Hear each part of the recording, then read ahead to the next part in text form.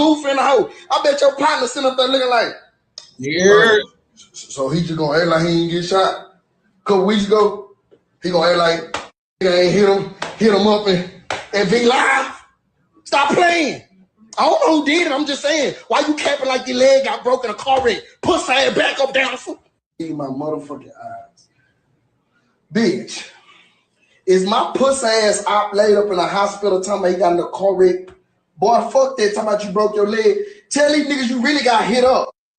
Yeah. Pussy ass nigga. Bitch ass nigga, you capping.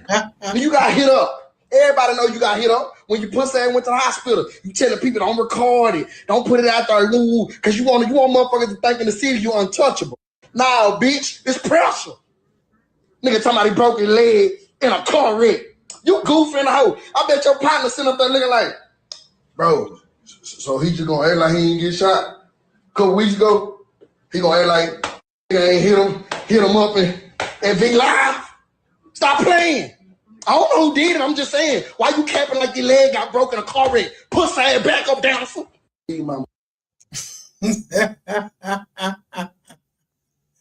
Yeah.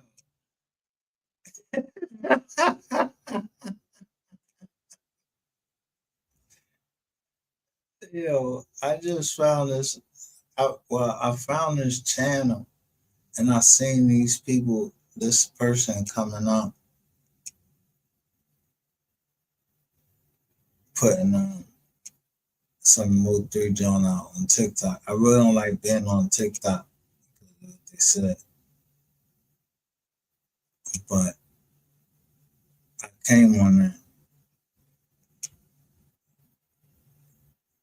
and I seen a couple joints that I like, but she got a lot of. If you see, she got a lot of stuff on here.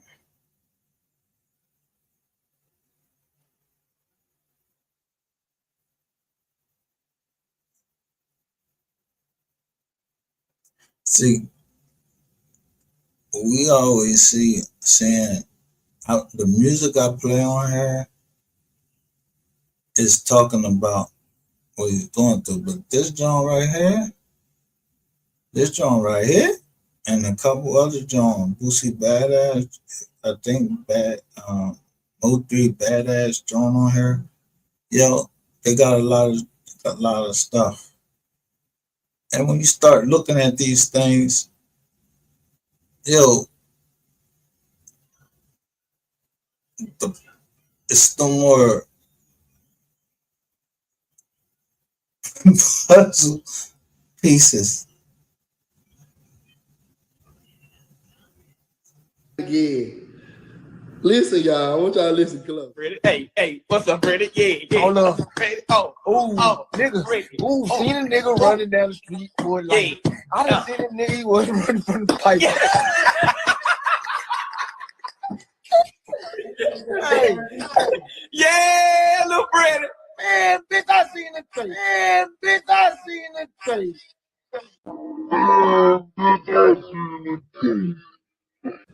Listen, y'all. I want y'all to listen close. What happened? Because, yo, although we doing stuff here, I don't know who be out in the bushes. I really just be focusing on the mom, but I don't know. There's other people out there other than, like I see down here, Miss Kitty. I see a couple other people come down here, and they about MO3, because I'm like, yo, we're all MO3 fans. Where they going? What they doing? They doing the work the mom said, and I'm on a different tip with this because I'm trying to get at the niggas that did it, and some other people just showing that it's a good side of him, and I want to show the good side of him. I want to drive out these fucking demons, like, and on some real shit, because this John evil down here. The TikTok is something is something different. So, but it's also a way to troll, and it's also a way for me to see,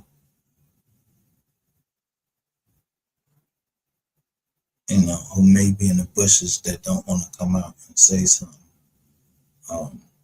They may be looking at another channel or something like that to try to, I don't know, just try to see the involvement of people. So we don't get that strong joint. And I'm not looking at these joints to get more viewers or anything like that. But I do want to show some of the things, the good side of MO3, because we don't get to see the good side of MO3. We get to see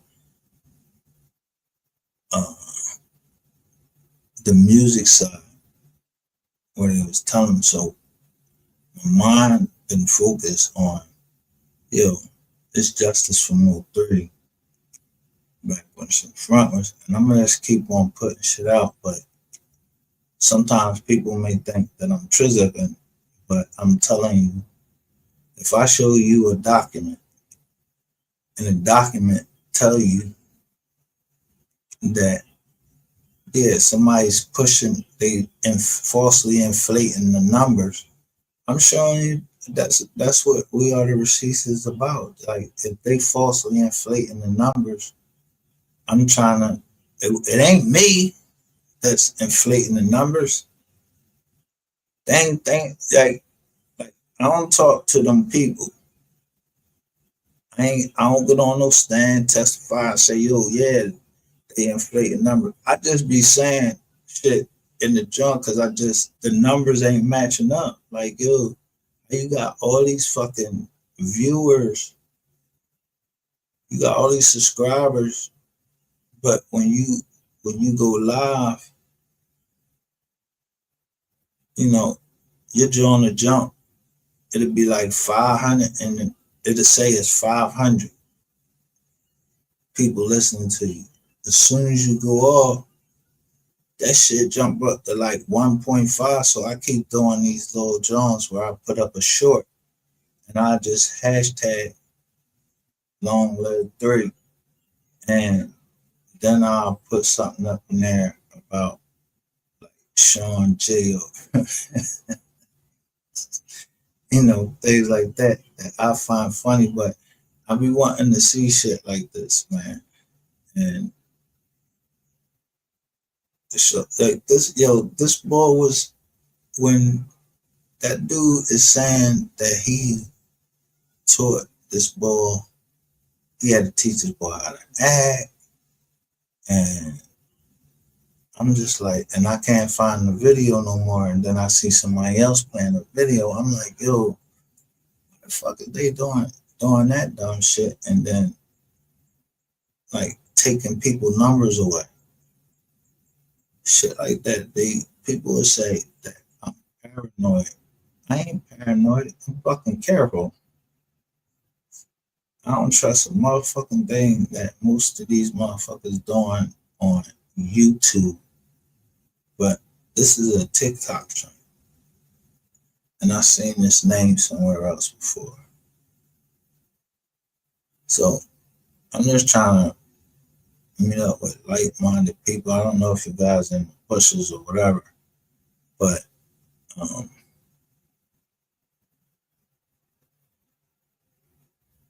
if you hear me playing and I'm talking, just look. It say room 901, and they were over here. Little bro. We so on loud going hard. What that, man? Man, little bro, you seen that old ass nigga fool? That nigga here, hold on. Shut your bitch. Man, they was gone, fool. Trying to hear. No. Here you got the backup dancer.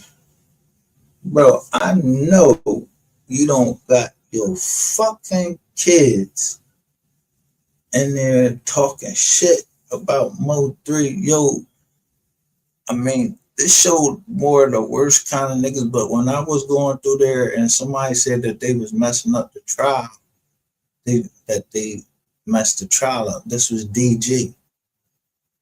Yo, y'all some pussy ass niggas, man. Niggas really try. Yo, I mean, it makes me angrier that they doing this shit. Like, yo, but I already seen it from one side and looking at, you know,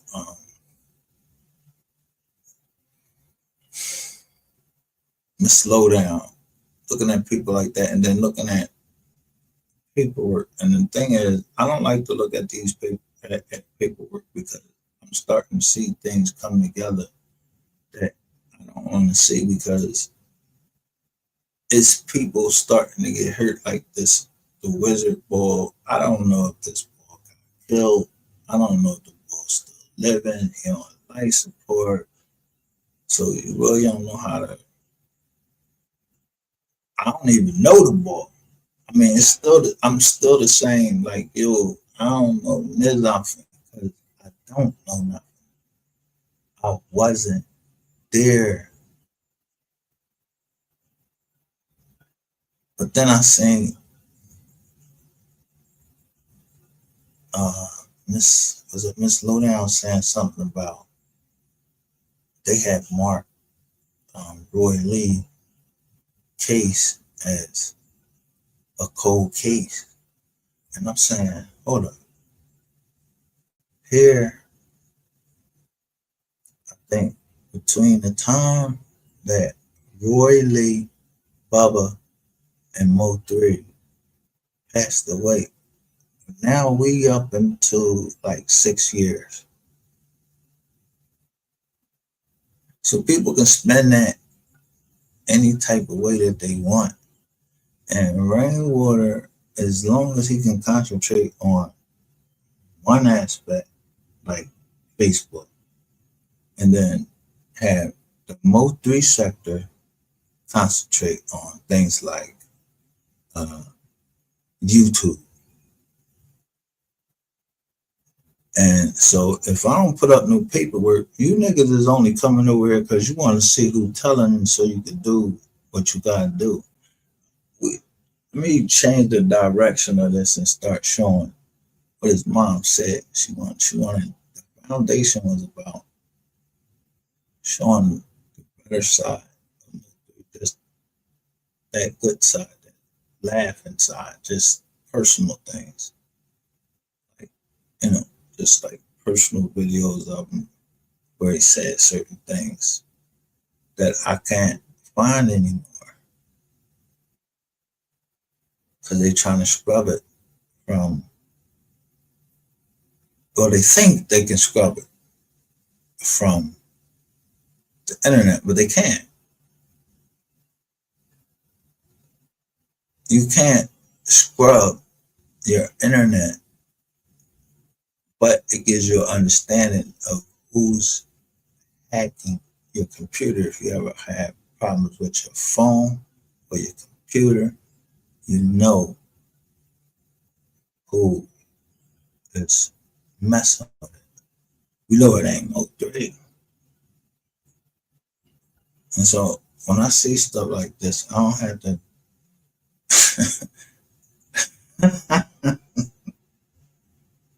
go off and say, yo, this nigga over here talking about, yo, this, that, and the third.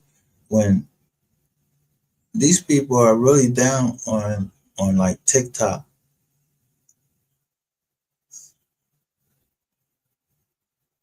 And so I see this long lived Mo mother fucking 3. I don't know. This the person that sent me anything. I don't want to know you. So don't come down here and, you know what I mean? because it's showing somebody's picture there. So I'm not going to stay on it too long because I don't want to show nobody's picture when they want to stay anonymous. So I just happened to be looking at this, and I went in somebody's chat, and I'm telling them, in so many uncertain terms, yo, y'all receiving pressure that's beyond anything that you can handle.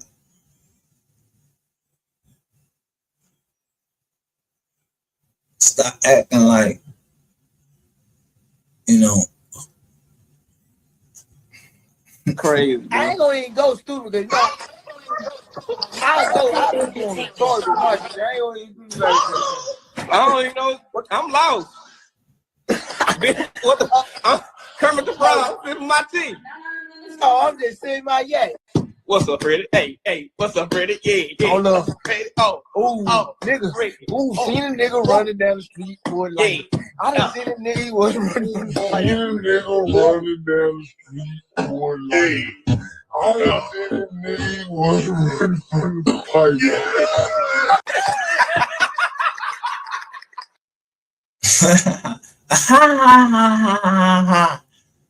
That's why you on trial.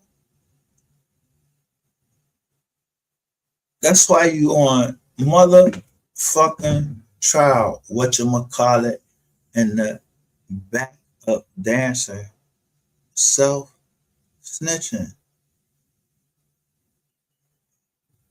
But see how I got the drum wrong. So I'm gonna say that I'm gonna use this under the Fair Use Act because they got their little joint up here.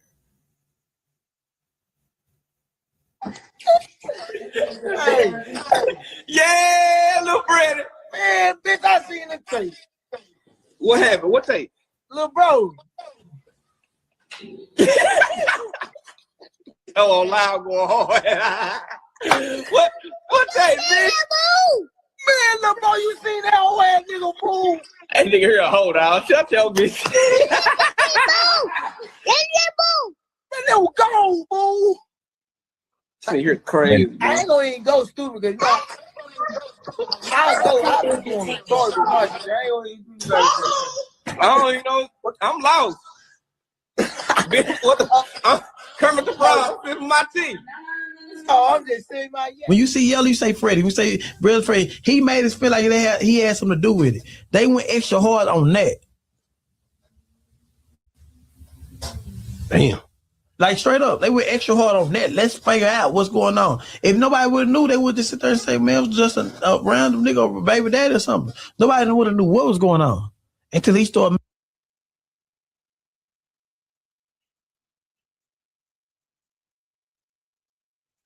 Now, this was posted 11, 10, 20, 25.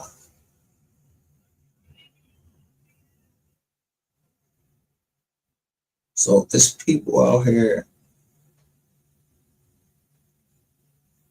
yo, there's other people out here on different platforms getting this word out. Just sometimes you be feeling weary and you get tired.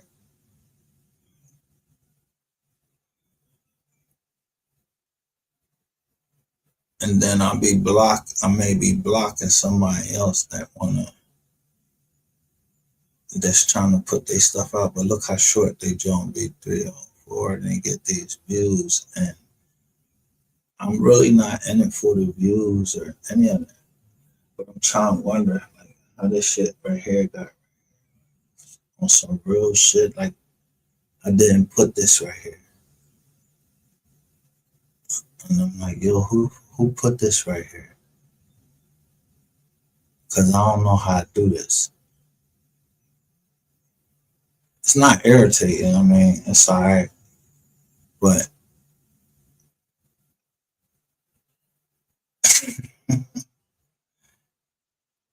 people wondering if this nigga going to jail. Yo, this nigga going to jail when I look at Boss Talk 100, and I'm thinking about like, yo, you mean to tell me that Devin Brown and the boy got out of jail and they ain't point out, who, if I don't know who B is, I don't know who he is. On some real shit. I just know that when I was reading that paperwork, who came over. So they went back, y'all went back and made a plan. But I guess you thought y'all was going,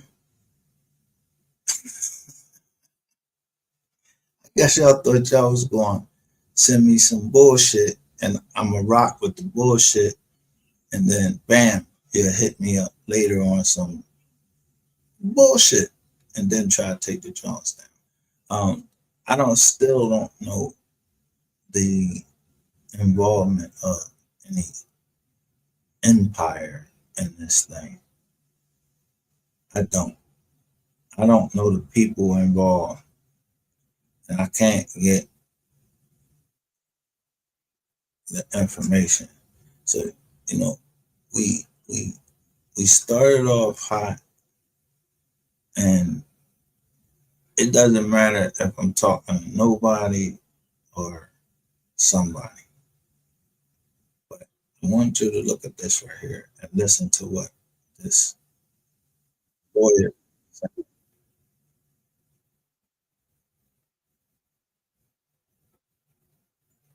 about Google. But shit is changing. The legal landscape is changing. Some people want to see certain things on, happen. They want to see the courts doing some work. But I be looking at the court stuff and trying to explain it to some people, they might not understand it.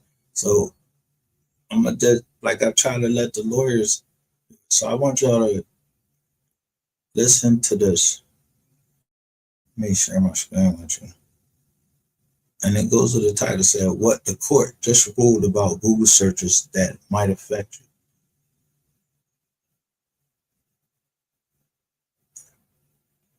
So let me share this.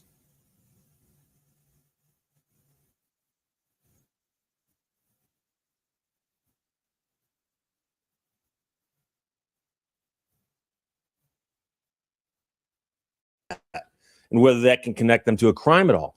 And so Kevin, who's a good friend of the show, sent me a note last night. Says, Steve, check out the story from Pennsylvania, where Pennsylvania's Supreme Court allows authorities to access your search history without a warrant. Google's fine print may cost you your Fourth Amendment rights. This is written by Kevin Okemwa for WindowsCentral.com. The court says that accepting Google's privacy policy waives your privacy rights, allowing warrantless access to search, because privacy and security are among the most sought after elements when users are selecting a browser for their day-to-day activities. It's something you think about. I've actually looked at different browsers and which ones are more secure. For the longest time, your browsing history has remained exclusive to you, except for speculation, of course, that companies like Google and Facebook are tracking your digital footprint and using your search history to serve you ads. And we've talked about that many times. Well, the Pennsylvania Supreme Court recently revolutionized the way we view privacy because of a long-awaited ruling in a case called Commonwealth versus Kurtz. And so to understand the case, you have to know that there was a brutal assault. No question, there was a crime committed.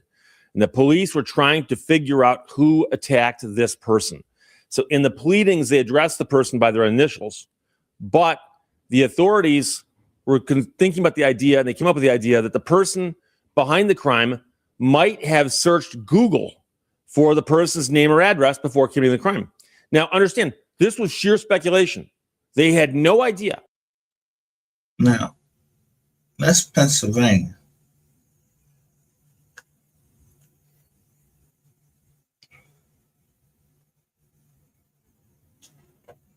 So let's say you're using a VPN and you put it in you change your where you from with a VPN, and now you're in. It says your browser says, "Oh, the ball is in such and such and such and such." Those for that area, that's where you're gonna get it from. So it made me think about like, yo, why this ruling come up 5 days ago? I don't know. I be in my head sometimes. I don't like to get involved in anything and don't get all the way to it. Don't finish it.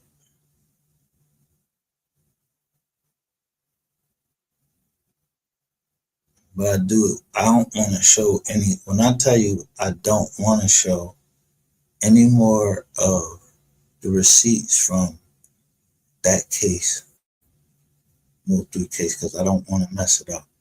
No one's told me to stop, but jokers is getting murked, and I'm not trying to be a part of that because I know I did say it loud.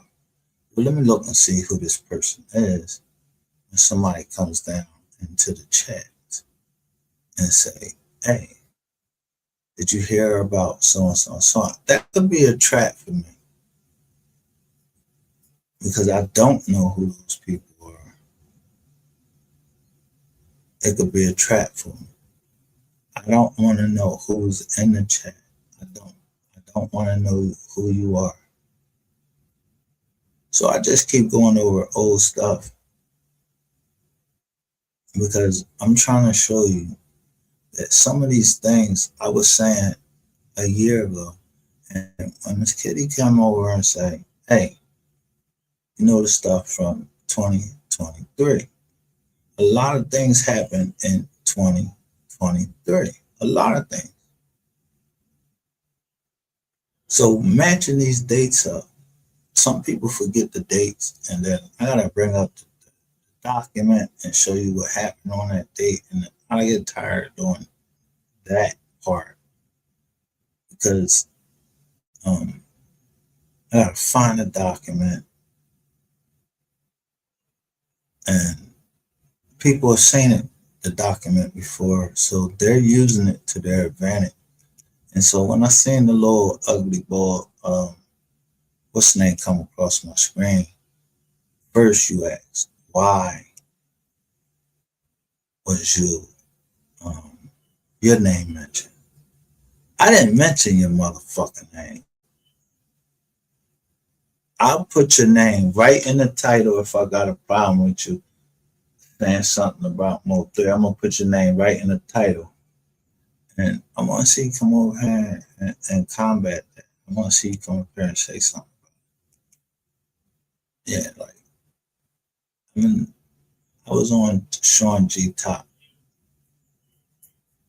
The motherfuckers is acting like they scared of Sean G. Man, fuck Sean G. And everybody might not hold that fucking sentiment because there's a, let me see, what I call it. Somebody already put out there he was the boogeyman. I don't see no boogeyman shit on this thing, on his paperwork, but I don't keep showing his paperwork. I just show the shit that, yo, you touch kids and you got this one charge for his thing. But I did show Sean G's when he was in jail. I showed his whole joint. I showed a lot of these niggas whole joint, but there was nothing like last night to see Sean G goes live finally. I don't think that's the first time.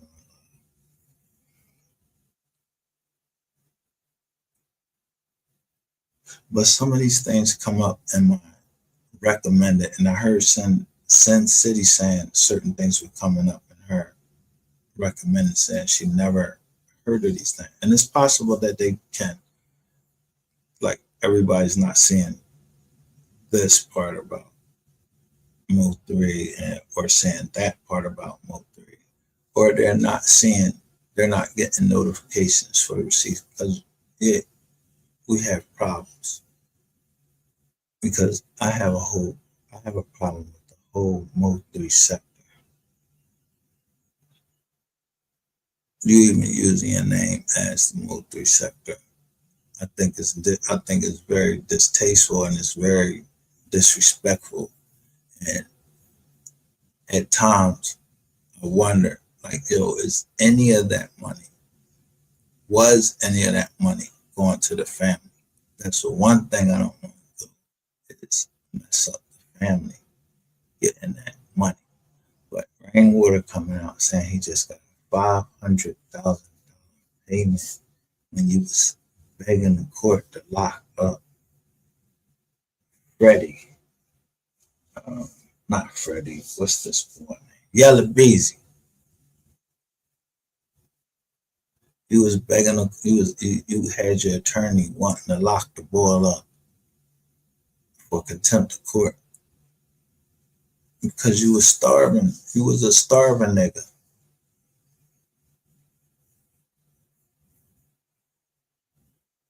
So it's easy to discredit me because what am I?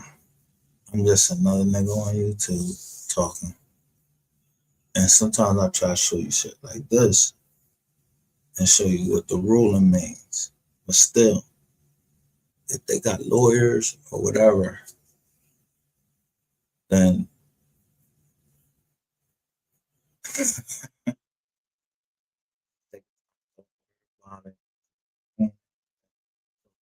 a lawyer. And he's talking about Google. And I've been showing you, Google been having problems lately. And I've been telling you, Google is a publicly traded company. There's rulings coming down in the court, even the court right here, the state court. Somebody could have been trying to set me up, but I'm gonna play this right here. And I'm gonna show you how I look at the law. And I want you to be aware of everything you see in this man's background. I always tell y'all, look at it. I'll be looking at the background.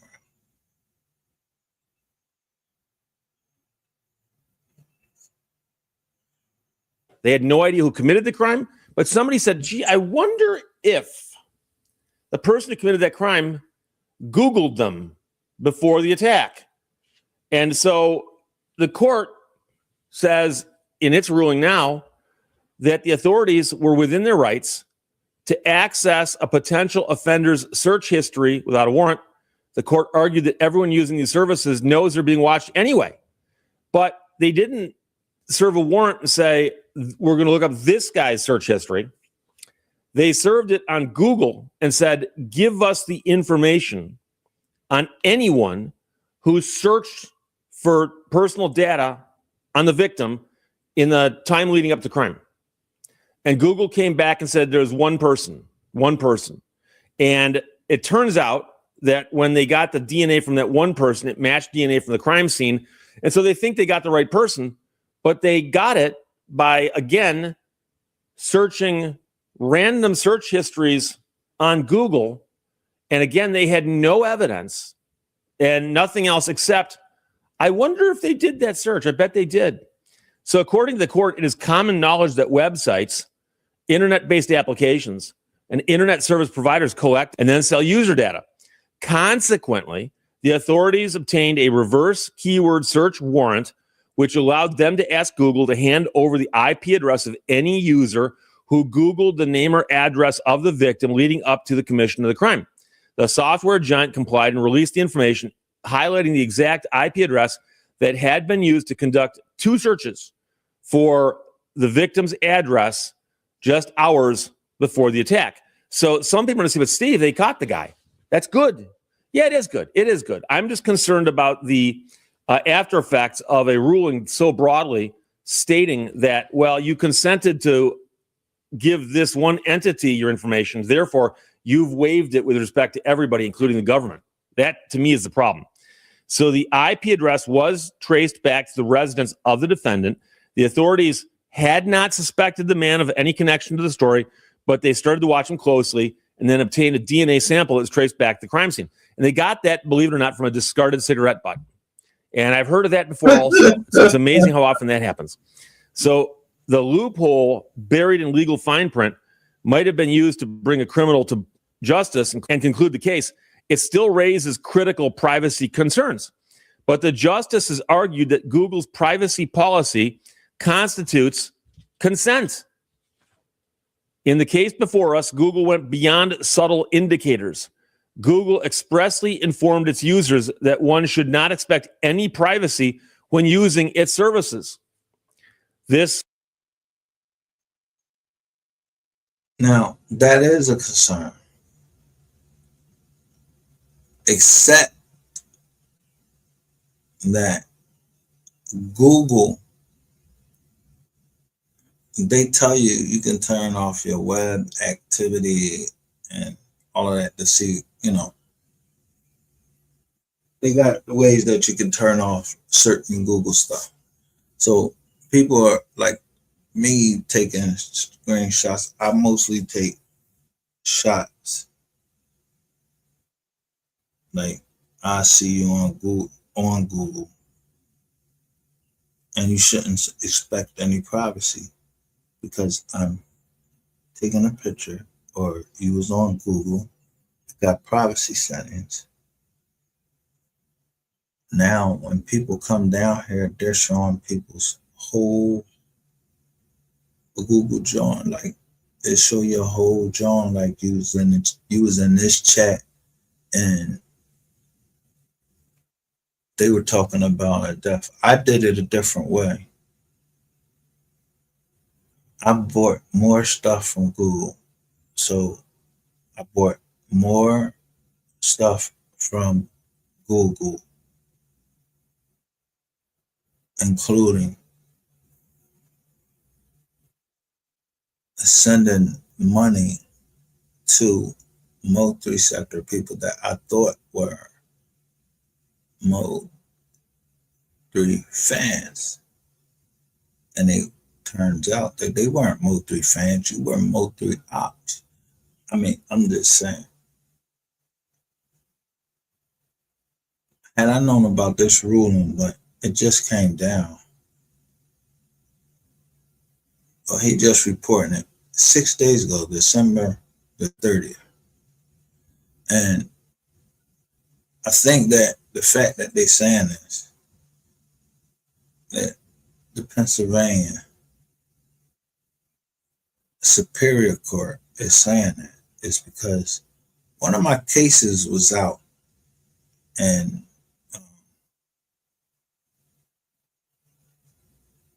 I was doing Google searches on a certain bank, and this is how I found out that it was people here on YouTube that was doing this. So that means that you were doing it. Now, although this ruling comes down to privacy amongst the Commonwealth of Pennsylvania.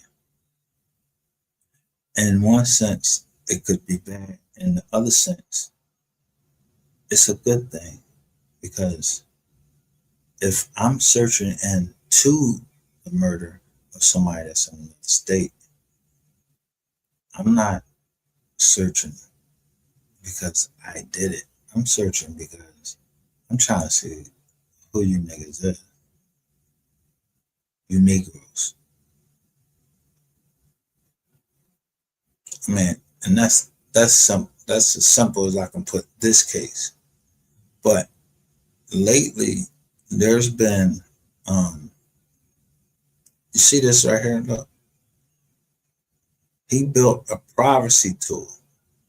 Now he's going to prison See what it brings up?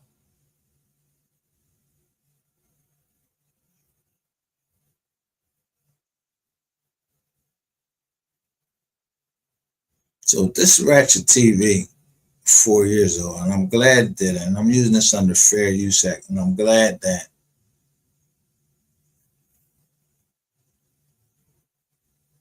right here in the corner, you see right here in the corner? And then you see all these mics behind him. But this specific one right here, next to this yellow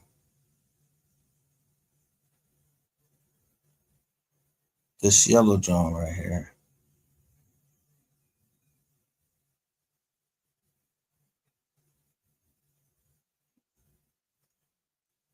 It gives you hope.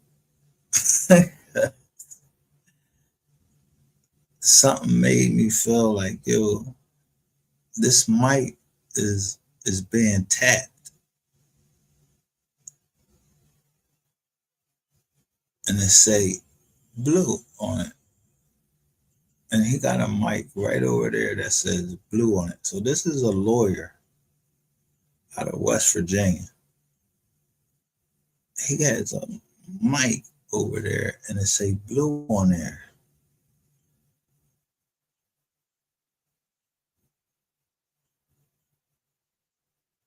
Blue.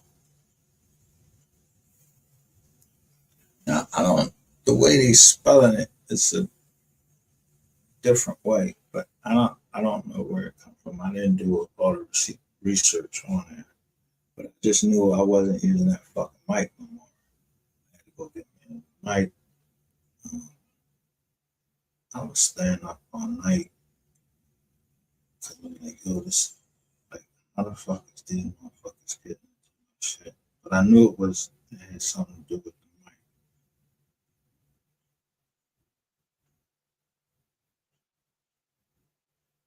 So this is further confirmation. And you talking through these mics on this joint.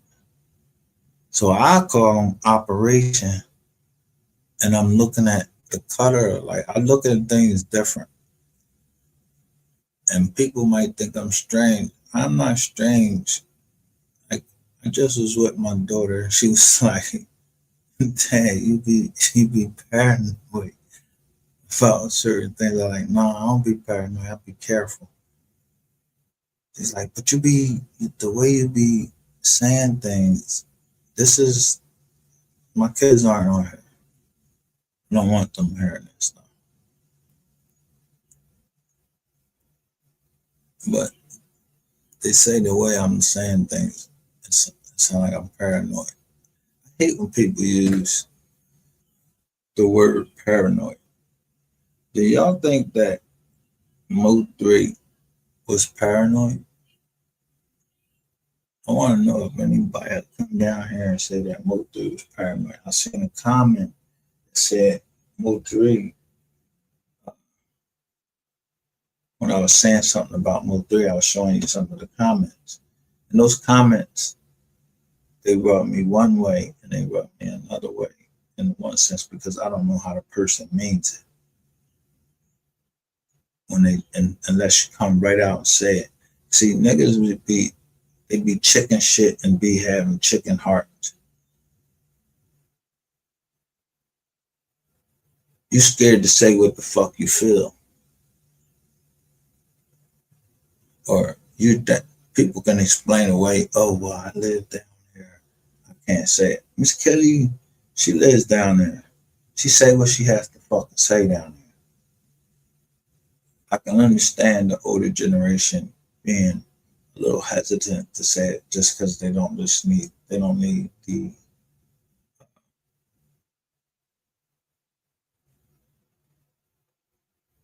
harassment, I would say.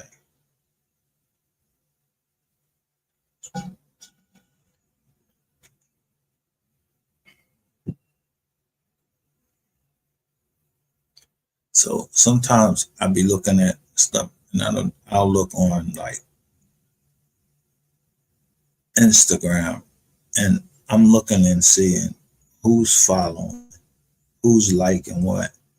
Just like I feel like people are doing the same thing to me, that they're seeing what I'm liking.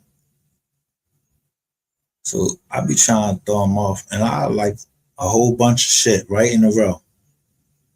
Even if I don't like it, I might just like it just so people just don't know what I like. And it might not have anything to do with MO3. And that whole time they're trying to build a profile of you. But I think by now, form the foundation and basis of the court's argument no, that users had already signed away their Fourth Amendment rights by agreeing to comply with Google's privacy policies. So you've agreed to let them use your information. Therefore, it's fair game for anybody. So the court argued that users could avoid creating data trails by choosing not to interact with the internet. So that's the only alternative that you got. That we can stop acting with the internet, which is supposed to be the worldwide internet. So we don't have our privacy violated.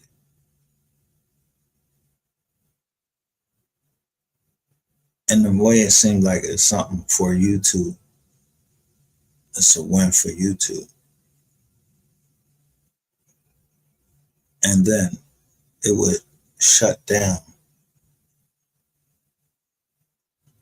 anything that somebody might have thought that I was going to sue on.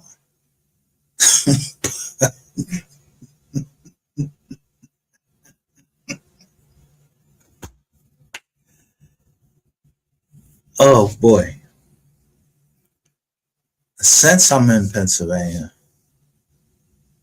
and I've registered these companies in Pennsylvania and some in Delaware, yeah, this shit don't really matter to me, but it helps me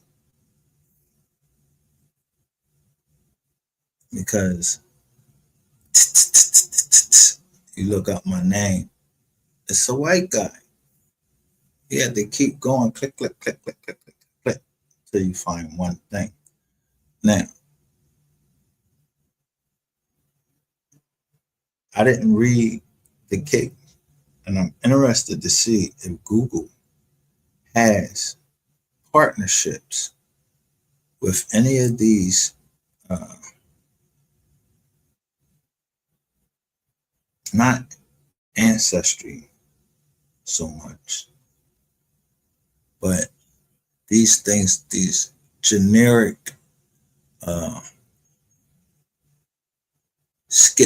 they like skip chasing their ones. So I had to be up here to explain. So when I had to show, and anyway, it wouldn't apply because it's not retroactive if they're saying that it's privacy and it's not a statute. And I was saying how is these people in Texas, when they signed that document,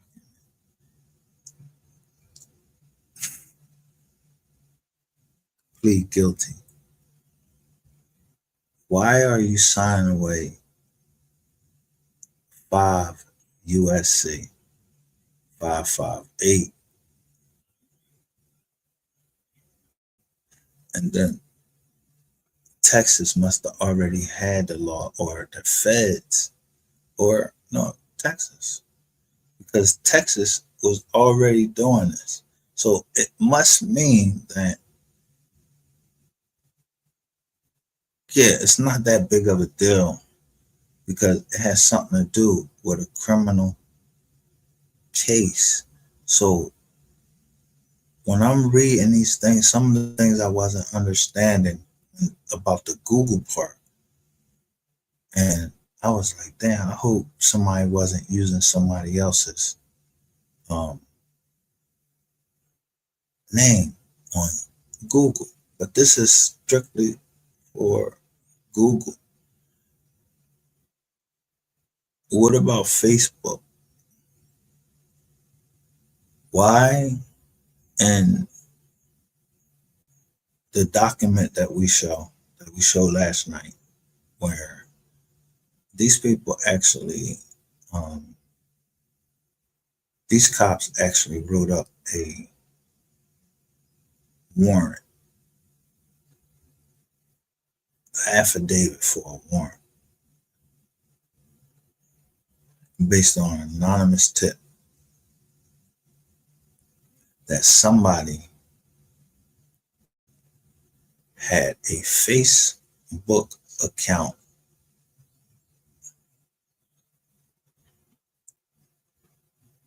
and then they blot out the Facebook account.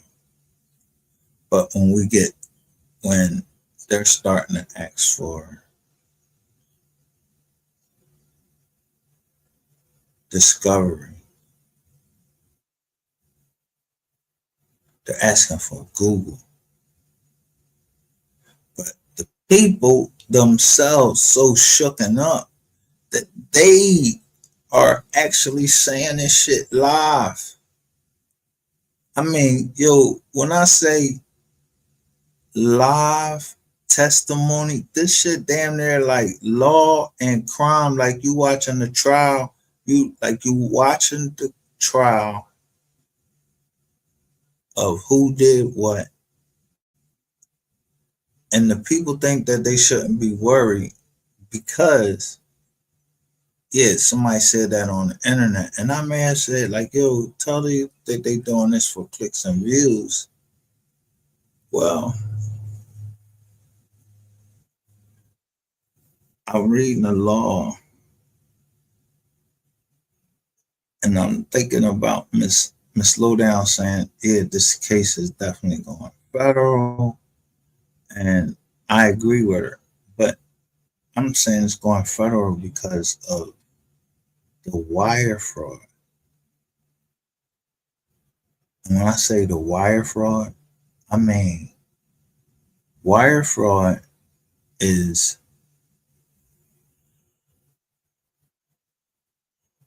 not just it's the transferring of money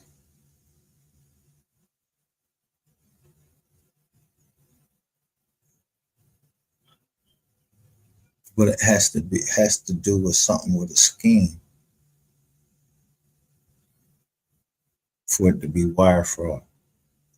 And you have to say someone has devised a scheme to do that. And if they didn't devise the scheme, I could see where the defense is trying to go. Why they asking for Google to send them the user information, the music they was playing. That's the one thing that got me like, why would you be asking what music they was playing?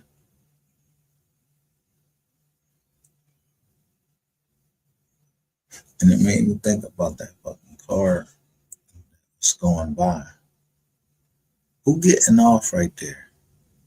Somebody's getting off by just riding past and saying,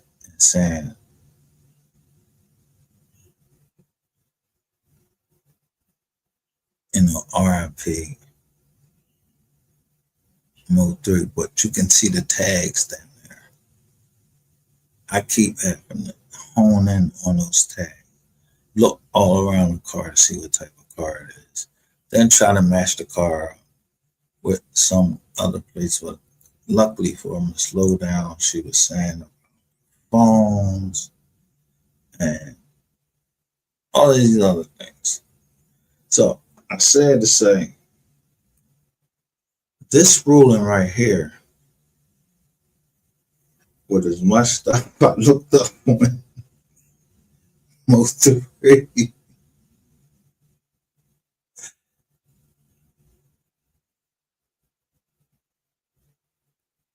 they're going to clear me again because I don't know MO3. I don't know any of these people that are getting killed. So when I'm saying up here, man, I wish justice is on the street and all that. I'm not advocating violence. I'm not advocating peace. I'm telling you, finish what you started. Y'all tough Tony motherfuckers, finish what you started. You was this you just heard what I just played. That shit was funny back then to y'all. You got your kids all in there. Yo, CPS need to come down and get your fucking kids if you online and you fucking are actually caught online talking about how you just murdered somebody in front of your child. So we need to advocate for more harsh punishments before they go to trial so they understand, like me. I don't want my kids knowing if I'm getting ready to murk you or if I murk somebody, I don't want my kids knowing that. I don't want them to look at me and just be like, damn, my dad killed somebody and he's a bad person or whatever. Not knowing that I legally did it.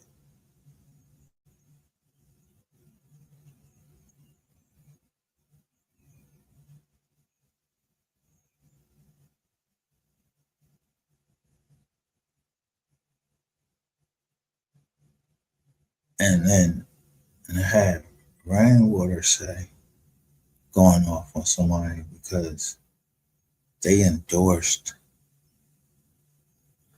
they liked something where it was saying somebody got killed and they liked it, and then now you have all these people crashing out. To tell you the truth, I don't care if you had to go to a mental institution, but I don't want to see none of these young brothers going to. If you had something to do with it, we surely ain't trying to see you go under nothing and say you was insane or it was a passion or crime. Because some of you niggas was in love with MO3. I'm talking about some of you niggas. Did you hate Mo3 because you was in love with him? And I mean, you loved him. Not loved him just like a brother, but like you loved him.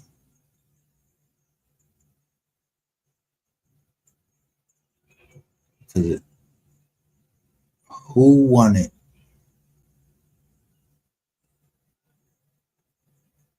the complaint to send me Rain's business? Now, are they going to open up that case on that transgender woman that got it was transgender young lady that was murdered, and a guy got murdered for her. A guy got, I forgot how many years he got, but the family impact statement didn't seem to bother him at all, and I don't think the judge was really moved by it. So, now these jokers are getting years for murder instead of like up here is getting LWOP. LWOP is life without parole. Why they in Texas, which used to kill, y'all was known for killing people. Known. Like the Fed wasn't no long years of all of these pills that you're gonna put in and nothing. No, you did this. Oh, you killed the boy. All right, we got enough evidence. Yeah, you died with like 5 years. And I know that, cooperation gets you some time off, but I don't think that should get you no time off for a body.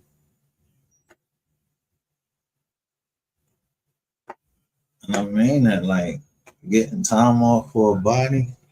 I just was on the phone with somebody. They told me, like, yo, stop yelling this boy name out. He cooperating.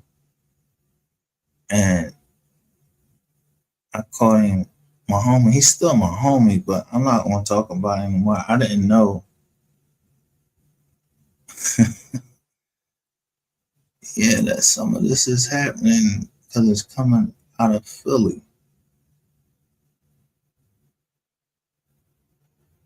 Yeah, some of this shit is coming from Philly. You just got the wrong person. But I did say in the feds, yo, you can have the biggest guy walking around like, yeah, these rat ass niggas. And yo, they really be the ones that's ratting. In Philly, in the feds, we call motherfuckers used to bang on a wall, like make a beat to it, and be like, yo, I got down with the dream team. Then I heard, I can't remember the song I played last night. And I heard someone say that they was down with Tuffy. I believe I heard them saying something about Tuffy.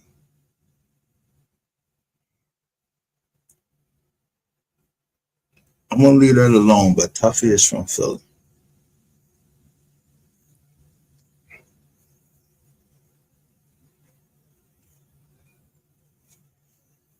And when I say I don't mess with the Rolls and Noses, I don't mess with no Rolls and Noses.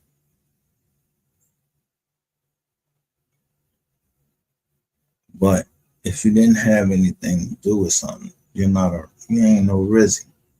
So people just let's throw that word ratting and snitching out there. I'm connecting these people to the crowd, and I think that some people don't believe that these people are connected. And I'm telling you, they are. From the outside looking in, I'm telling you, they're connected. This wasn't just about killing MO3.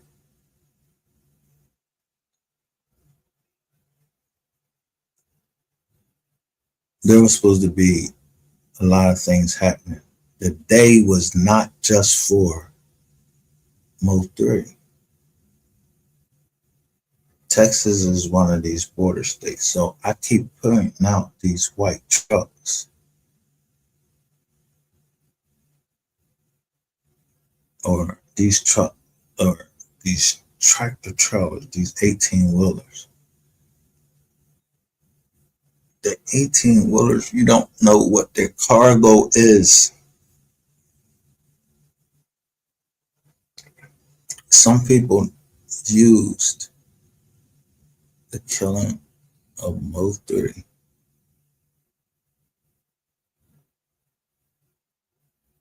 to move children. And I can't make this up. I wouldn't say it if I didn't know it.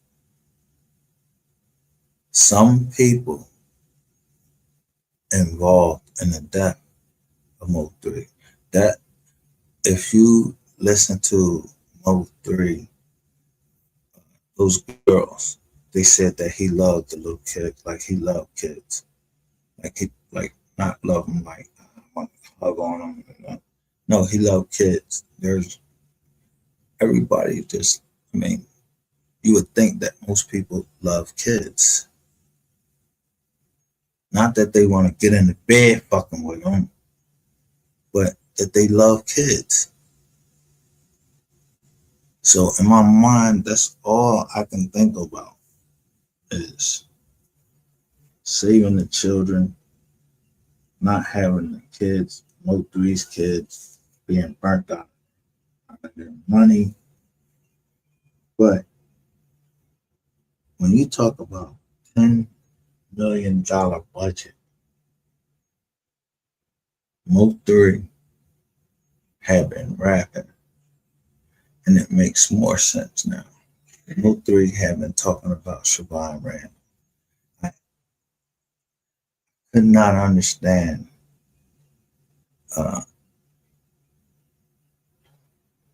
he was, I'm not going to say he was a activist rapper, but he was the type of drill rapper. He rapping, y'all was doing shit.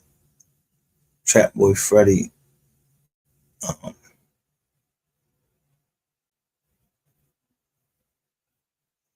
Trap Boy Freddy, and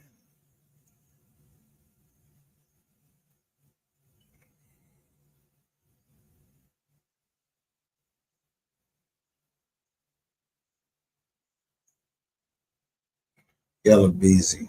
I'm gonna call him whatchamacallit. I don't want to call him full name. I'm not giving these people problem. I'm gonna call him a backup dancer and whatchamacallit. So whatchamacallit and boy, y'all had something more going on because I couldn't understand why y'all were denying Devin. Why was Devin Brown put in it? Because I'm like, yo, Devin Brown was already working. And I said, damn, was he working? He was working to catch a dirty cop. But if you remember at that time, there was a gun. This is a true story. And before I talk about it, I'm going to bring it up.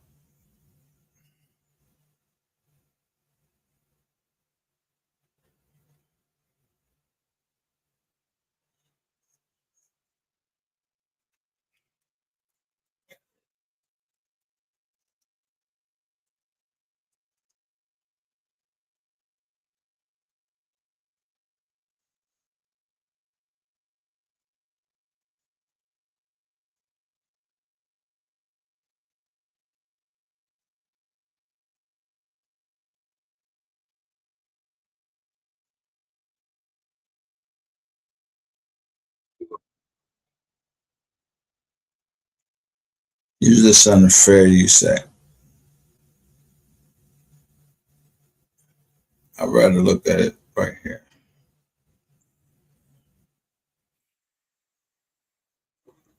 I'm going to go through this whole thing.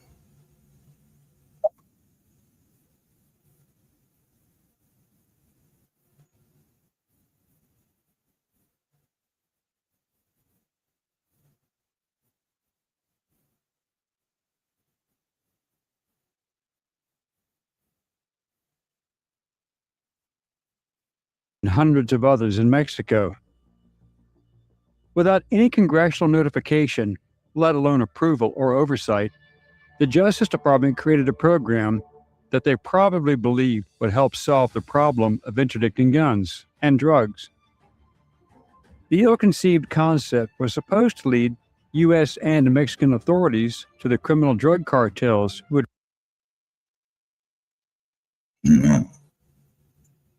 You know, when they make a big bust, most times they show you the guns.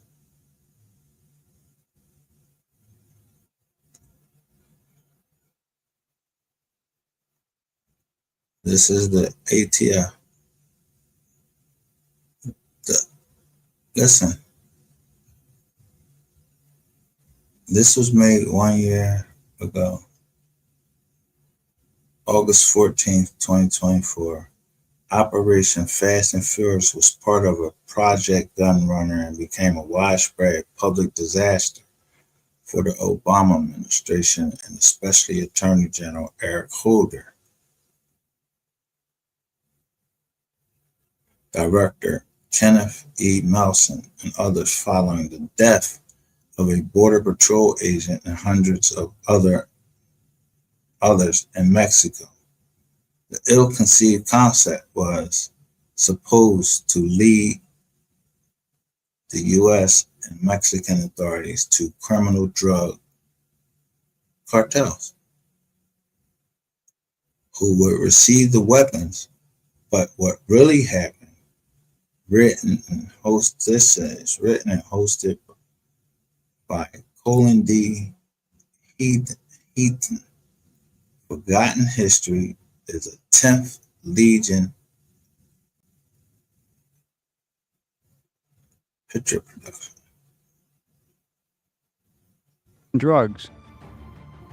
The ill-conceived concept was supposed to lead U.S. and Mexican authorities to the criminal drug cartels who had received these weapons.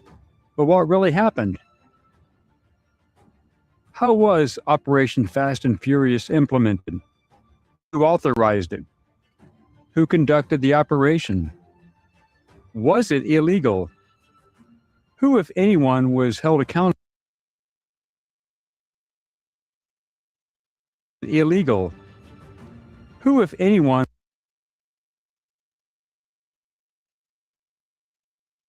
was held accountable? Hello, I'm Colin Heaton, former history professor, Army and Marine Corps veteran, and welcome to this episode of Forgotten History.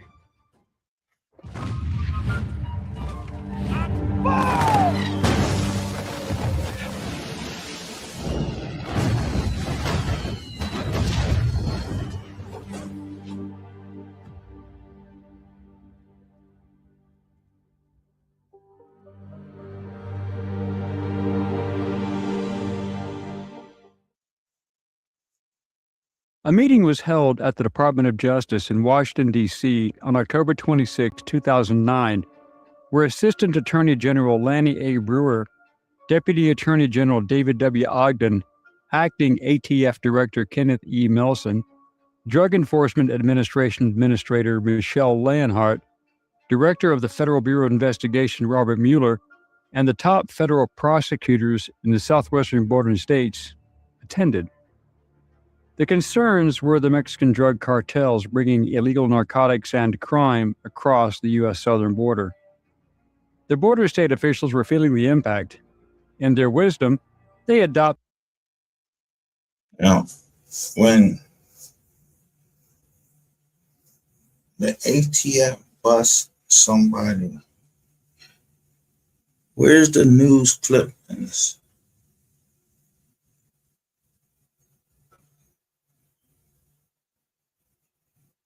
I couldn't find any of when they showed that they busted Trap Boy Freddy and them. Why not? Look at the guns that they got. They show the ammunition. You see how they tag? Bar, boom, bam. Man, boom. Adopted a tactic to identify and eliminate entire arms trafficking networks rather than low-level buyers. Those attending this meeting apparently did not suggest using the gun-walking tactic, but Phoenix ATF supervisors would soon use it in an attempt to achieve the desired goals. The strategy focused on identifying and eliminating the pipelines that moved the weapons. The goal was to bring down the trafficking network, not just the people on the lowest rung. The next day in Phoenix, the plan was given to Bill Newell, the 20-year veteran and head of ATF's Phoenix office. However, the ATF in Arizona had already been using this policy for at least 7 months, without any congressional approval, long before the federal officials approved the plan. The reasoning was that an arrest of a straw purchaser, which is someone who can legally buy a gun and to sell it to someone who cannot, would not get ATF the bigger fish. The buyer would get a light punishment, if any, and the cartel could just find another buyer. But not immediately arresting the straw buyers, the agents could follow them and their associates, wiretapping conversations, and possibly charge them with serious crimes such as conspiracy, drug trafficking, and money laundering. Under ATF rules, the program was allowed, supported by U.S. Attorney Dennis K. Burke in Phoenix, and had been approved and funded by a task force at the Justice Department, although this later would be denied. The following month in November 2009, Mule's agents in Group 7, one of the squads in the office, began following a particularly busy suspected gun trafficker. In 24 days, he bought 34 firearms. The next month, the man and his associates bought 212 more. The ATF had been following over 24 suspected straw purchasers, and the major common denominator was that they were taking the weapons and storing them at an auto repair shop. Those working there were also active in street racing as a hobby, hence the nickname Fast and Furious being attached to the operation. The operational method was tracking and surveillance of suspected straw buyers, seeing where the guns went, who they were given to, but agents were not to interdict, question, or arrest anyone. Most of the ATF agents were rather unhappy with these instructions as they knew where the weapons were eventually going. The undercover agents tracking the buyers and weapons found themselves in a moral dilemma. For example, ATF agent John Dodson, a 7-year veteran of the ATF, was with 18-year veteran agent Alindo Casa, and they observed a suspected trafficker. He bought 10 semi-automatic rifles from a Phoenix gun store and followed him to the house of another suspected trafficker. When they radioed the event in order to effect an arrest, they were ordered to allow the guns to go, no arrest or interference. The agents were bewildered. They would watch this same method of operation continue continuously for over a year, where they could do absolutely nothing.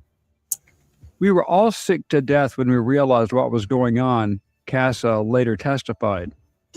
Arguments ended in screaming and threats by supervisors. Many weapons ended up in the hands of the Sinaloa drug cartel and others. Such was the method of Operation Fast and Furious, which was called gun walking. The logic was that each weapon was recorded by serial number and a ballistics test for later identification. And each weapon was also fitted with a small GPS tracking unit initially installed by the El Paso Intelligence Center, later purchased at a local electronics shop by... You hear that? They was tracking the guns, tracking the guns, GPS tracking the guns.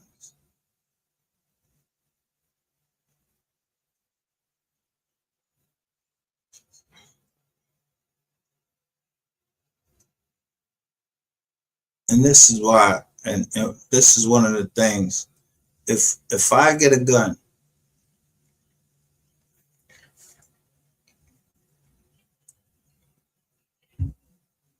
and I think I can almost certainly connect why we're getting what we're getting and the progress we're getting, because there was something else bigger going on that we didn't see, because at some point the guns that GRC had, when I was reading that thing, the military, they had military weapons.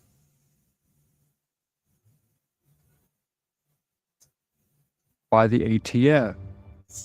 Critically, the GPS battery life was only a few days, and the GPS weapons tracker signal was routinely lost, especially in the trunks of cars.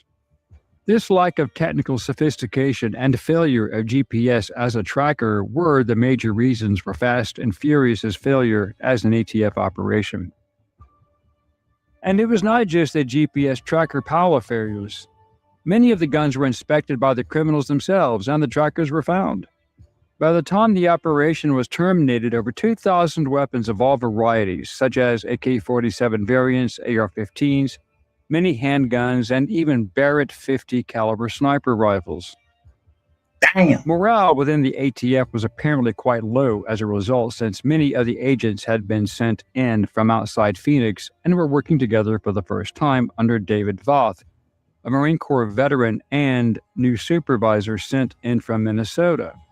The agents' outrage overrode any sense of loyalty to their bosses. The agents involved had their hands tied and could not get involved in stopping the guns flowing south, and many openly discussed their reservations as to what damage may be done as a result. The agents in downtown Phoenix clashed with Voth and the agent running the case, Hope McAllister, who they felt ignored their concerns.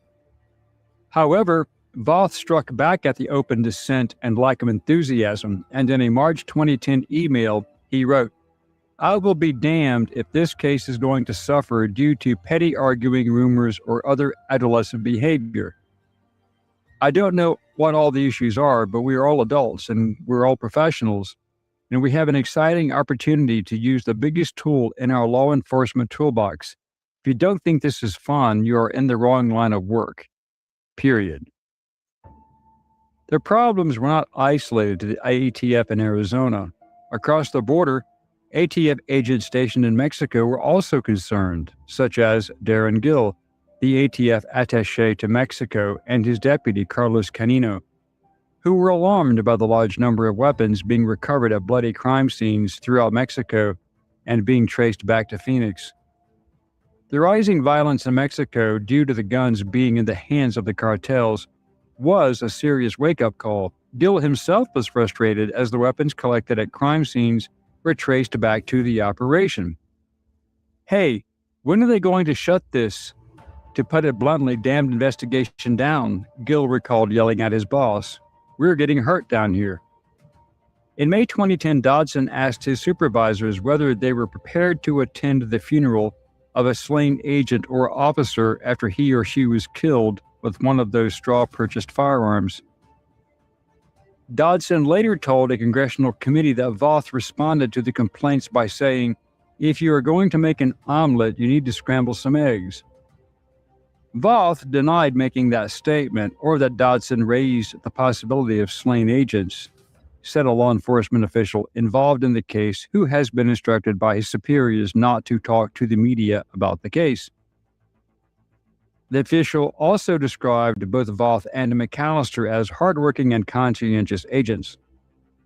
The ATF and Justice Department never informed the Mexican government of the operation because it was not congressionally sanctioned, nor was it officially approved by the White House. Mexico, in fact, knew nothing of the 15-month operation until it became public knowledge. However, a tragedy did eventually strike when, late on the evening of December 14, 2010, U.S. Border Patrol agent and former Marine Brian Terry and other officers were patrolling Pet Canyon in the Arizona desert, about 11 miles inside the Mexican border. Suddenly, the group got into a firefight with 5 suspected illegal immigrants. At first, Terry and the officers fired less than lethal beanbag guns, an FBI report said, but the suspects fired assault weapons. Then the agents resorted to live ammunition. Terry was fatally shot in the melee. Investigators made 4 arrests and found 2 AK-47 semi-automatic rifles nearby. Within hours, the news spread inside the ATF. The serial numbers on the 2 rifles matched guns bought by one of the Fast and Furious suspects a year before outside Phoenix. The bullet that killed Terry was so damaged that neither of the firearms could be definitively linked to his killing, according to a law enforcement official connected to the case. After Terry's death, Dodson said he tried to contact ATF headquarters, ATF's chief counsel, the ATF ethics section, and the Justice Department's Office of the Inspector General. One of his complaints was the gun-walking situation, and on December 22nd, an item appeared on cleanupatf.org, a site founded by dissident ATF agents. The post said that an ATF official in Phoenix approved more than 500 AR-15 type rifles to be walked to Mexico. Damn. It has been assumed that the Obama administration quietly approved the smuggling operation without consulting Congress, but with the knowledge and assistance of Attorney General Eric Holder. Their aim was to boost the numbers of U.S. weapons recovered in Mexico to gain support for an assault weapons ban, which the Democrats had always campaigned on without actually clarifying what an assault weapon even is. Fast and Furious became known when U.S. Attorney Burke called a news conference in Phoenix to announce a 53-count indictment involving 20 suspects. The indictment alleged that from September 2009 to December 2010, the suspects bought hundreds of firearms to be illegally exported to Mexico. The fallout was almost immediate. Newell was also at the press conference and called Fast and Furious a phenomenal case. The largest ever Mexican gun trafficking investigation, a direct answer to the call to stem the flow of firearms south of the border. But then a quick-thinking local reporter asked Newell about the rumors that ATF agents had purposely allowed firearms to enter Mexico. His direct answer was, hell no. And Newell said that they could not follow everyone and that sometimes suspects would elude agents, which could result in guns getting into Mexico. Unfortunately for Newell, Peter Forcelli, an ATF group supervisor in the Phoenix office, watched the news conference on television. I was appalled, he later testified to Congress, because it was a blatant lie. 2 days later, Senator Chuck Grassley, Republican of Iowa, the ranking minority member of the Senate Judiciary Committee, wrote to the acting ATF director, Kenneth E. Melson, asking whether the gun-walking allegations were true. An answer came from Assistant Attorney General for Legislative Affairs, Ronald Welch, who relied on ATF for his information. He stated the allegation that ATF sanctioned or otherwise knowingly allowed the sale of assault weapons to a straw purchaser who then transported them into Mexico is false. The ATF was caught in a lie. Grassley knew it and wanted the documents from the Justice Department in order to either prove or disprove justice being directly involved, or if the ATF had gone rogue and ran its own operation. Attorney General Eric Holder refused, which meant that he was in fact aware of the operation despite his protestations. Otherwise, he would have said, I did not authorize the operation, and President Barack Obama would not have needed to invoke executive privilege over the issue. It appeared that gun advocates say federal officials came up with Fast and Furious to pin border crimes on gun dealers. Their opponents say the National Rifle Association ginned up the scandal to distract from border violence. From the report, the major issues in contention are listed below that, showing the evolution of Fast and Furious and the results and the fallout. October 2009, Operation Fast and Furious starts to take shape in the Phoenix office of the U.S. Bureau of Alcohol, Tobacco, and Firearms, the agency within the Justice Department charged with enforcing federal gun laws. In another case of major fallout, on January 30th, 2010, a commando of at least 20 hitmen parked themselves outside a birthday party of high school and college students in Villas de Salvacar in Ciudad Juarez. Near midnight, the assassins, later identified as hired guns for the Mexican cartel La Línea, broke into a one-story house and opened a fire on a gathering of nearly 60 teenagers. Outside, lookouts gunned down a screaming neighbor and several students who had managed to escape. 14 young men and women were killed and 12 more were wounded before the hitmen finally fled. Indirectly, the United States government played a role in the massacre by supplying some of the firearms used by these cartel murderers. 3 of the high-caliber weapons fired that night in the Villas de Salvacar indicted at least 6 men in Terry's death. At least 2 were in custody. The department is not revealing. Justice officials said that they relied on federal prosecutors and agents. All right, they ain't giving me what I want.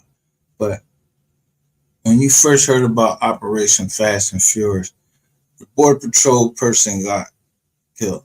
A Border Patrol person was shot with a weapon.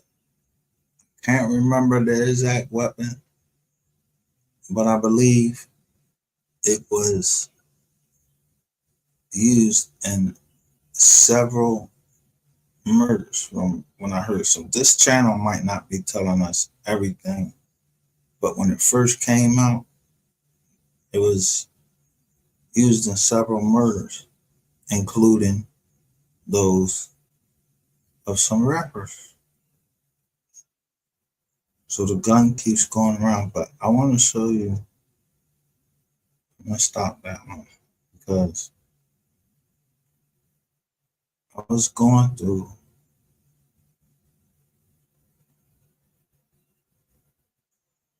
this. I didn't go through it all. And I don't know if I showed you guys this, but remember I said about Charleston White and the government believed in him one time. What's the problem?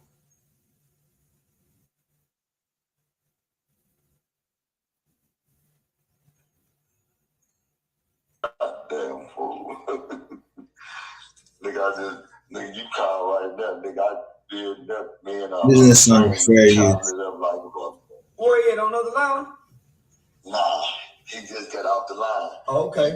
That nigga said, nigga, I'm mad at Charles. I said, what up? This nigga here done sent $600 over here, and he thinking that that's gonna do it. Nigga, I end up spending $2,200.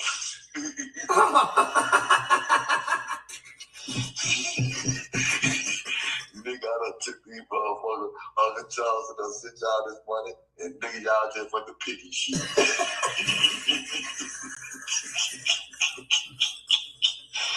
Boy, I wasn't laughing. Say, boy, them kids got some expensive taste, boy. I ain't bullshit. Man, yeah, boy, I was laughing so goddamn hard. That nigga said, man, this nigga done played Uncle Charles and done sit this motherfucking party to him, and nigga, nigga, they would want everything. Well, dang, this gonna cost $400, and nigga, he looked up, he said, God damn. Yeah, I'm gonna have to see my niggas. Yeah, I'm gonna. No, nigga, we love it, nigga. Nigga love what you do, my nigga. You know what I'm saying? The real ones do anyway, man. The real ones love what you do, my nigga. Yeah, straight up. For real, and all the kids really do appreciate it. Yeah. I love it when the kids always say, "Boy, Charles today." Yeah, homie.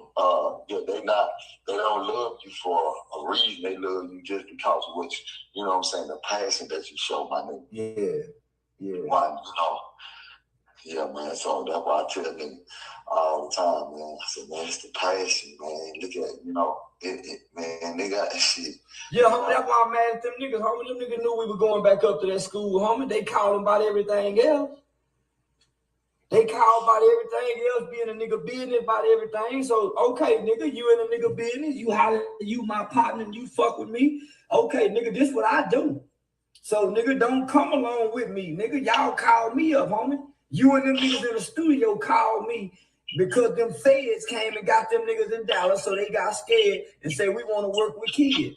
So, nigga, we take them now. So, nigga, if you go to talk with kids, nigga, say what you gonna do. When it's time to get that money up, come back, nigga. Yeah, nigga, if you can buy 50 shots in the strip club, nigga, come buy 50 shots with them kids. Yeah, man. Yeah, nigga, if we can pass money in the strip club, nigga, let me hold fire. If we can do that in the strip club, nigga, let's do this with these kids then. So yeah, homie, nigga, you saw how them nigga, homie, you heard what that woman said. They were waiting on her. Yeah, them kids, boy, say they were waiting. Yeah, them kids were waiting on. So peep game, homie, the same one of the little niggas had grabbed my Instagram. And he got on the Instagram and said, man, we ain't listening to nothing them niggas said. Say, homie, he was just fronting for the Instagram. That same kid sent me a message last night. I thought the little nigga was playing on me for the $100, right? Nah, that little nigga went and got his baby cremated. It was gonna cost $300 something. They ended up charging $200 something. The little nigga sent me the receipts and everything last night. I thought the little nigga was playing on me. I gave him the $100 anyway. But I thought he was playing on me, but he was telling the truth. He sent me the receipts last night. Yeah, the tower. I mean, he came up there talking to you. Yeah, and I turned my back to the crowd. When I turned my back to the crowd. Yeah, I remember that. I'm watching. Yeah, that little nigga sent me the receipts last night, homie. So now we making a difference. So when them niggas get on the line and go to front and stun with all this cap and shit, nigga. Nah, nigga, I'm a man of my word. Man, everything gonna be good, man. Yeah. So Yeah, nigga, that's why I say everything gonna be good, nigga. So now, homie, wait till a nigga had his honor roll block party. You know? So that's what I'm talking about. Yeah, wait till I have this honor roll block party, nigga, cause ain't nobody doing shit like this, nigga. Ain't nobody, these niggas waiting at Christmas time and Thanksgiving to try to do something, nigga. We doing something every week, every month. We ain't waiting once a year to do nothing. No, real talk. Not real talk, my nigga. So I'm on. See, I didn't really go look stupid when we be in that high school in Atlanta next week. Yeah, man. You know we gonna keep pushing, man. We gonna keep pushing, bro. Like I always tell you, nigga, you my nigga. I mean, nigga, you my nigga. At the end of the day, no matter what nigga say, nigga, you my nigga. At the strip club one day, and we went to church that morning. Mm-hmm. The nigga down to me in church, telling me he was the one that took the gun out the car. For one, he didn't like MO3 going over there. He felt like it was too risky. They would take the gun out the car? Well, he didn't want Mo to catch a pistol case. Everybody know where the stash spot is. That's why when MO3 got out the car, the nigga went around to the passenger side to try to get the gun out where they know him to stash it at. Normally, if the police pull him over, they don't find this gun in the stash spot. They got a good stash spot. Then took the gun out. He didn't want to going over there to the Broad house because the Broad mama liked MO3, the kids liked him, and the baby daddy was jealous. The baby daddy was jealous. Nobody knew what kind of car MO3 was driving, but Earl Spence and Rainwater, 3 different cars.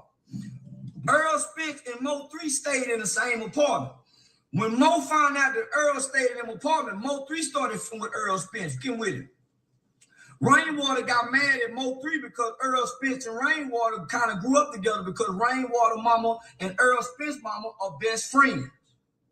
Mm.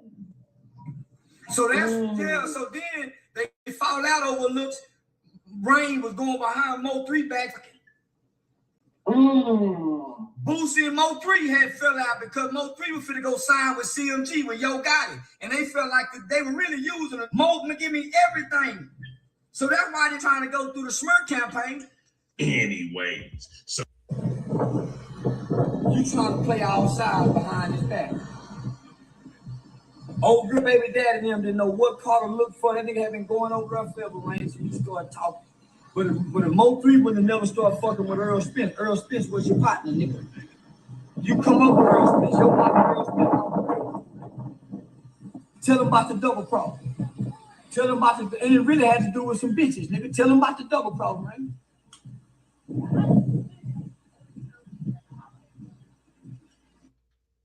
That's why you said Trap Boy Freddy had bump. That you be, because you one of the niggas that came out of young bitches. Every time I see you, you with a new. In Dallas, I don't Dallas. Dallas leads the nation in H. That's y'all, right? Girls, come on.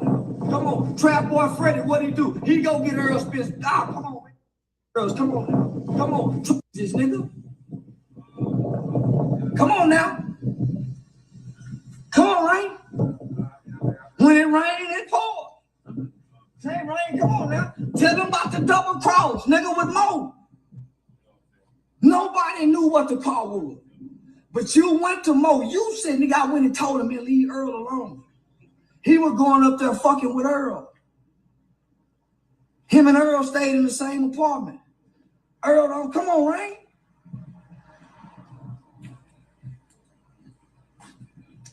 Come on, Rain.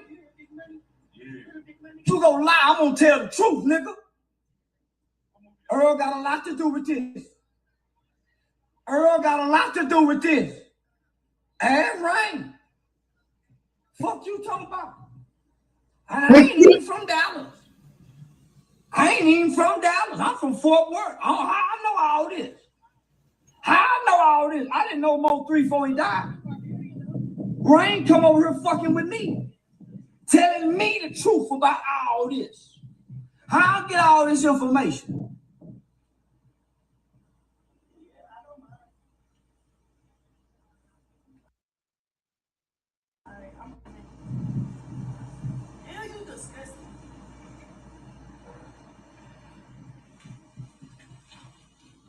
All he had to do was leave me alone, nigga. That nigga know he was supposed to be in that school yesterday. He gonna come lie on me, nigga. So I'm gonna lay it all out on the table, nigga, to clear my name and everything, nigga. This is why this man is saying this about me.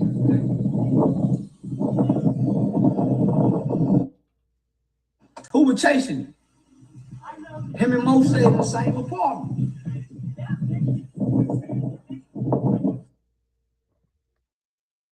See, this was clickbait because I thought he was going to actually release the call. So this was in October.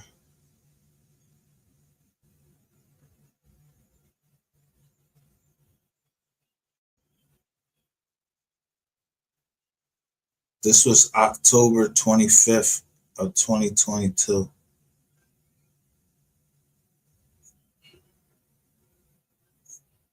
I'm trying to look for these old Jones because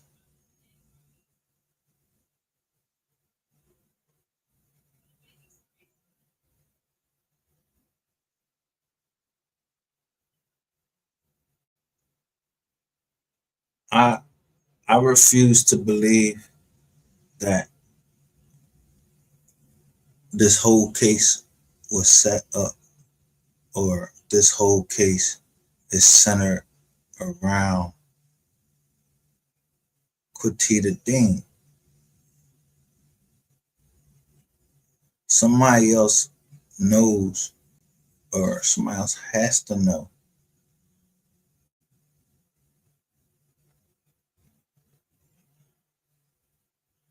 And it's not just starting with the copyright case. It's some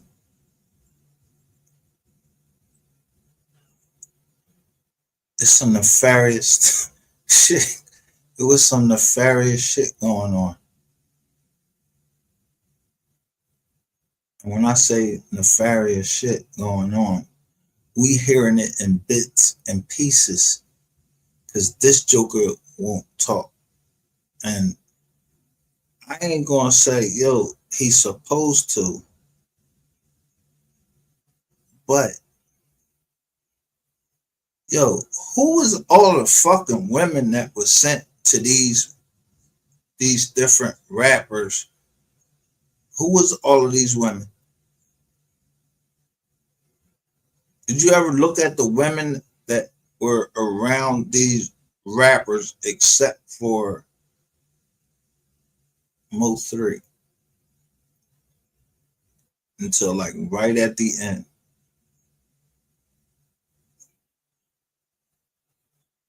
Why did Dolph get killed? MO3 get killed? Yet when we heard everything about Dolph getting killed, we heard it from and what's the guy? That rapper that got killed 5 days before MO3. What was the hurry? If it was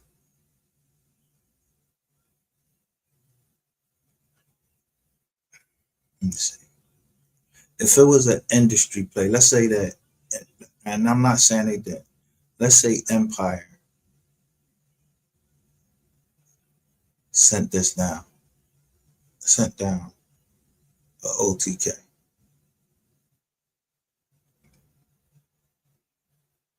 Let's just say that that's the case.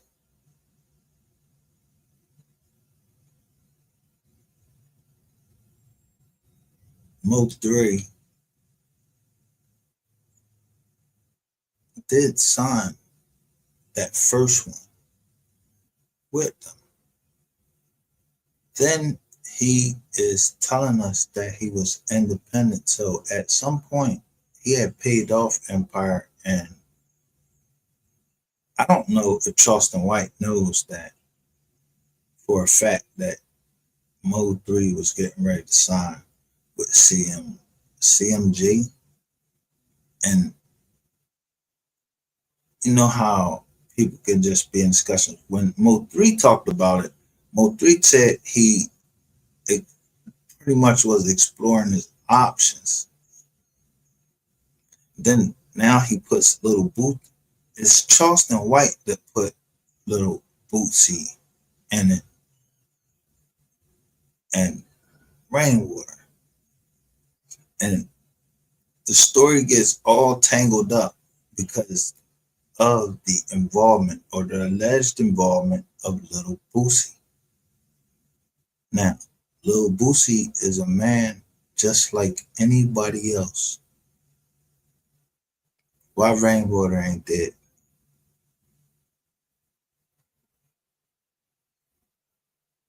People tied Boosie to try to say that he was supposed to meet with the Atlanta rapper. He wasn't the Atlanta rapper. He was from Chicago. King Von. So let me ask you this. If Boosie had something to do with King Von and Mo3, who had something to do with Dog?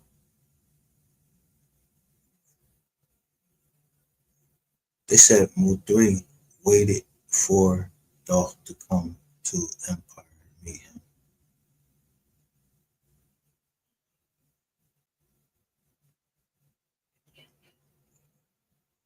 I know everybody remembers that, right? How and who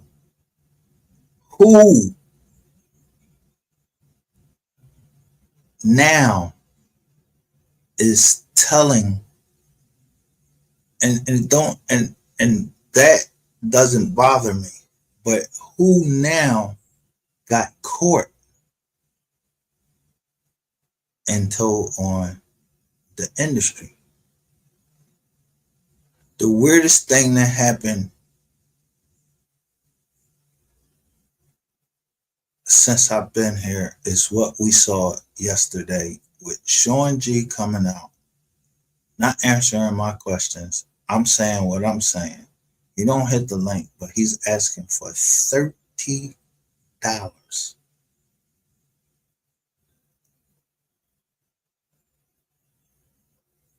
Now the AI, and if you can't put AI and you can't use robots, what would that do to the music industry and their sales?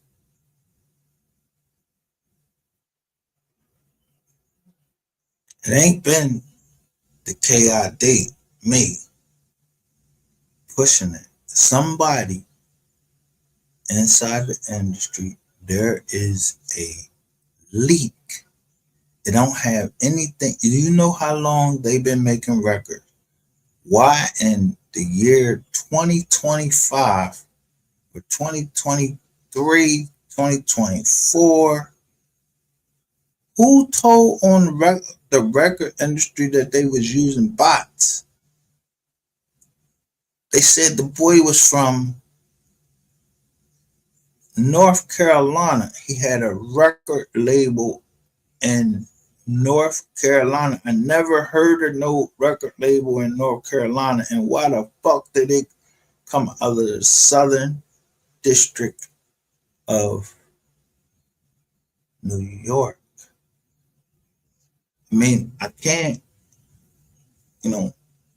say why, but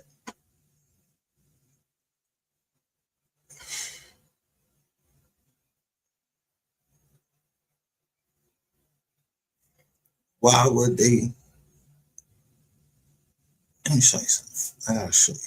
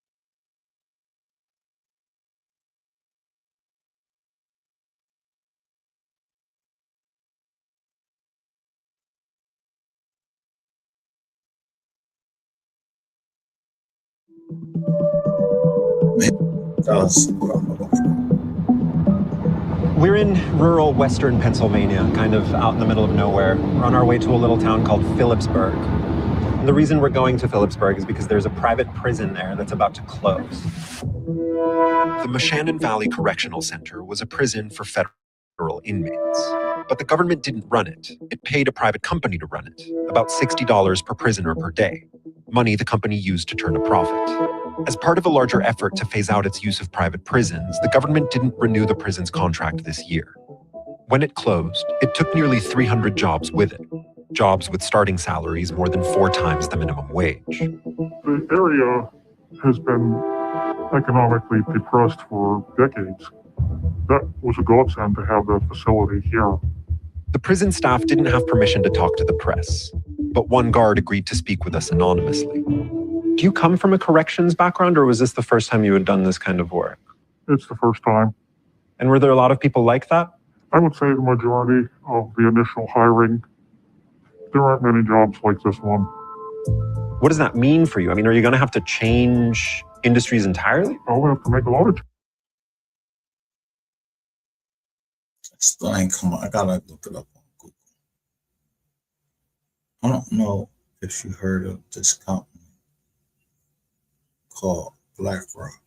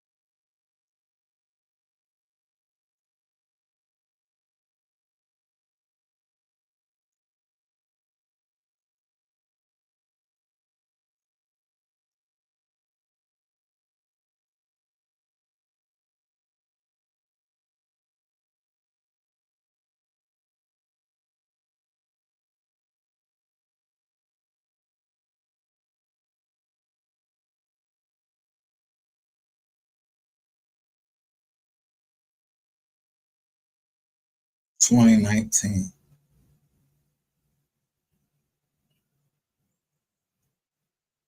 I knew it was going to be in there somewhere. Look at this shit. Let me enlarge that.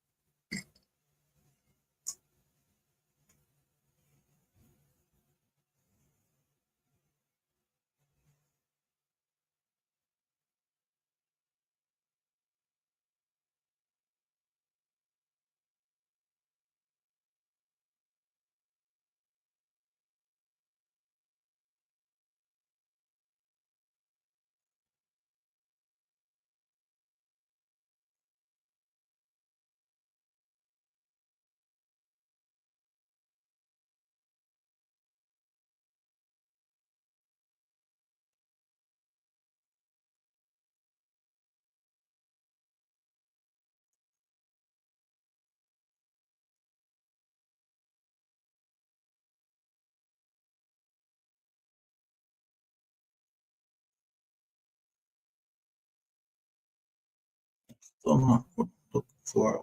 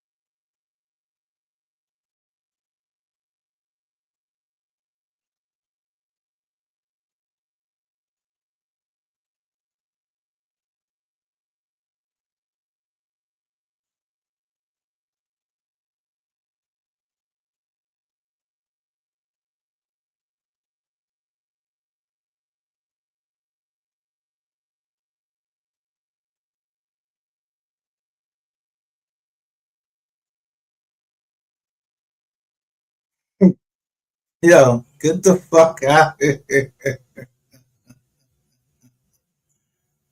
Yo, I showed you my indictment, right? So, military weapons kill and injure many people and cause extensive environmental harm.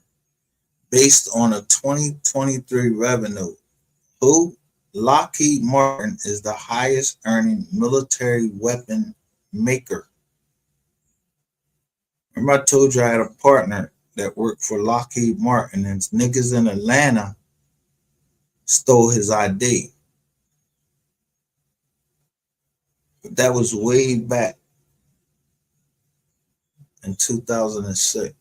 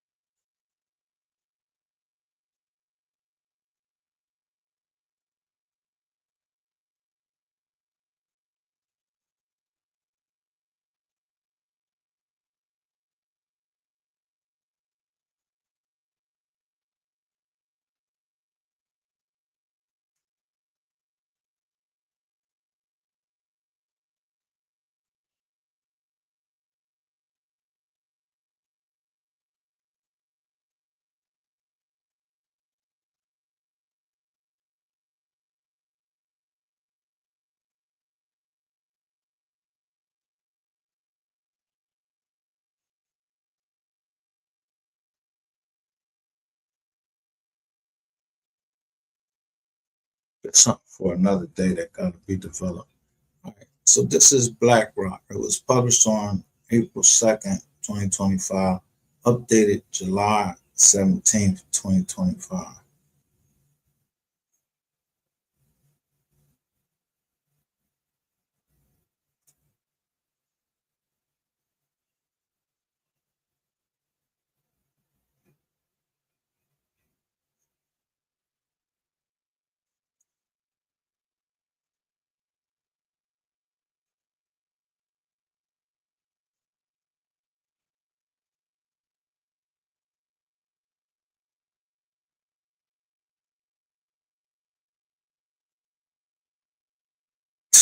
Do you see this statement? Yo, do you see this statement right here?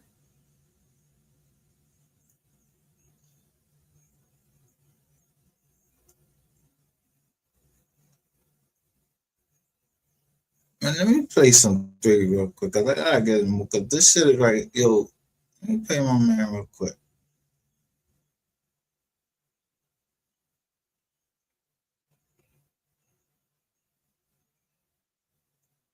Oh, wait a minute before I play him.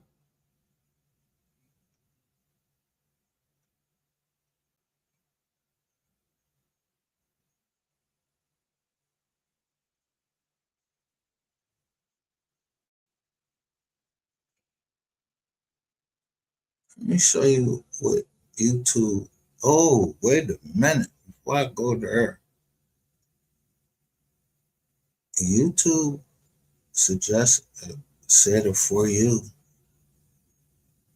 This is what they look.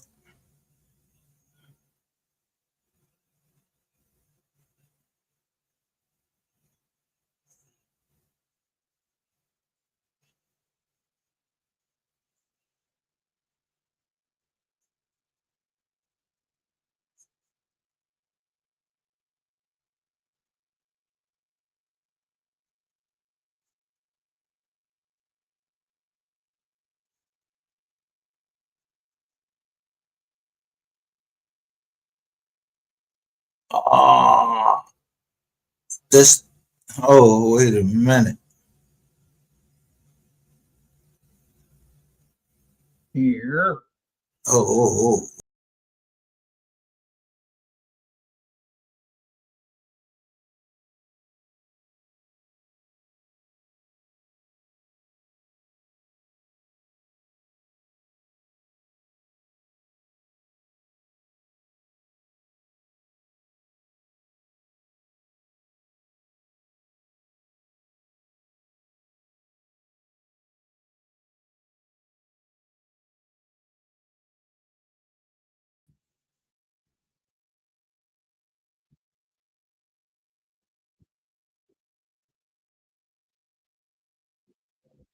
Mm.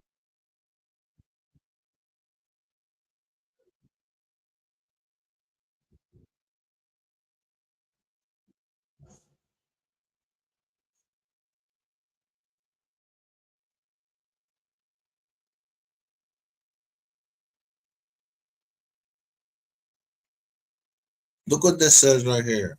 All of the women in our organization are dualas. We deliver babies. We are a community. We also have doctors, police, etc. We are a family.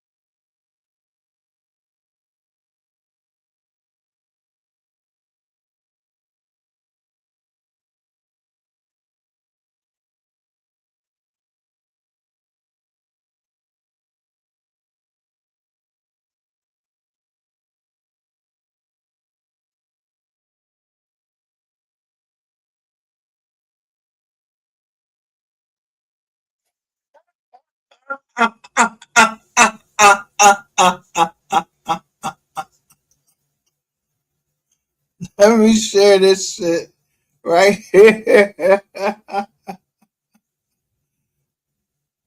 Yo.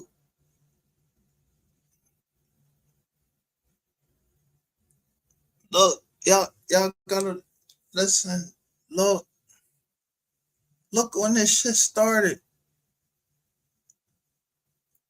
Was somebody taking me on tour this whole fucking time?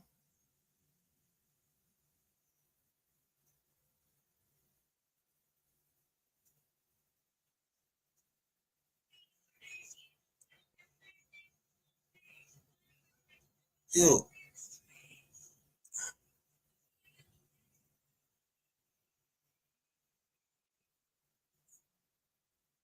Here. Hold up. I'm drink on real quick before we start.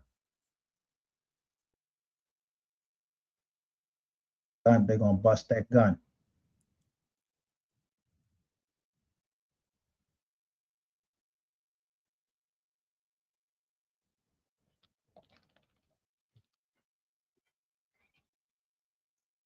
But the Marine Corps or the military guys, sir, it ain't, I don't know it as a group of devil worshiping homosexual shit. I don't know it as that. I don't know that part of it.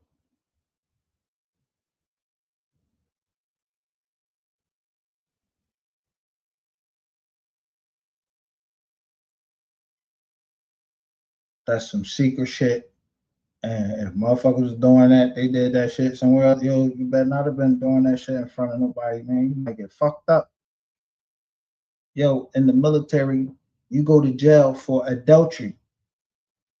Adultery.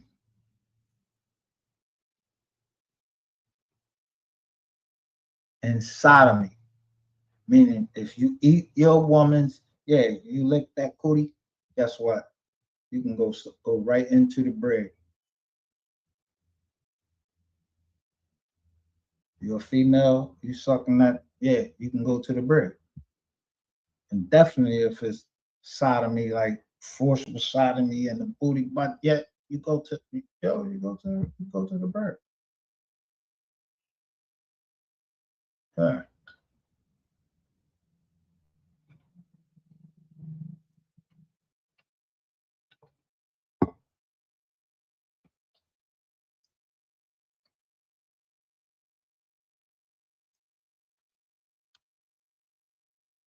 So a beautiful organization, we have a beautiful organization. We preach love, bro. Good. All of the women in our organizations are doulas. We deliver babies. We are a community. We also have doctors, police, etc., etc. I don't know what the fuck, etc., etc. I don't say fucking military, and I don't say fucking veterans. And even if it fucking did, I don't want nothing to do with this shit. Because first of all, how the fuck you got my number? You see your face up there, like I know you.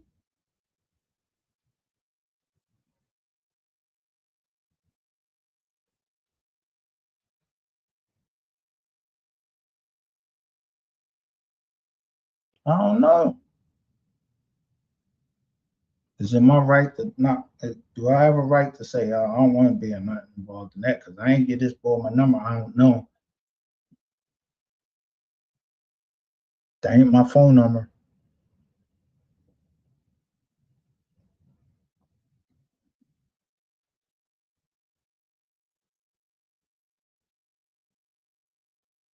How many of us out there, if a number come in there, you answer any fucking call that come into your fucking phone? I don't know if this is a motherfucking landline. I don't know nothing. But I know the fuck they start fucking texting.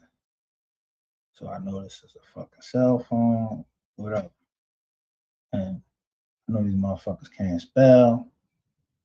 So no dice. I already did my fed time. Nah, I'm good.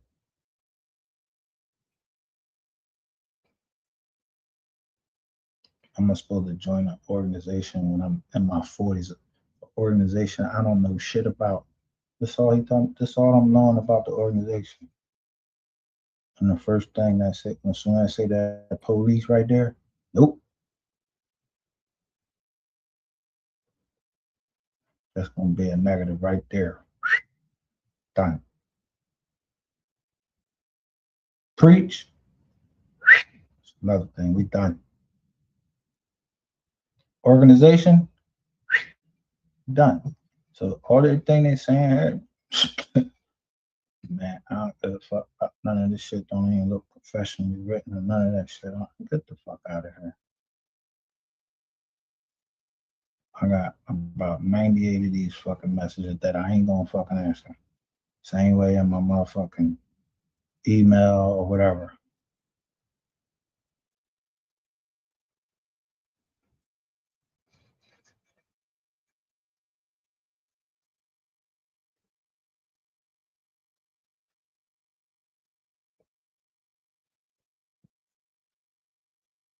Stand by for 1 second.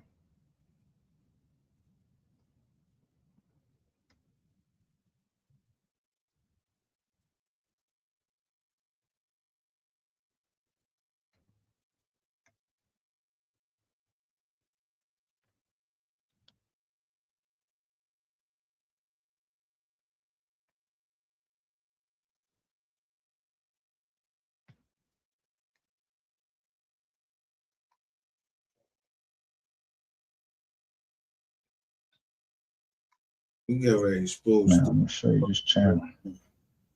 Show you a couple channels. This somebody I just used to go to his channel. I just want to smoke. Because it seems like it's a relaxed environment over there. You could just smoke, talk your shit, everybody laugh. Where? Around Max.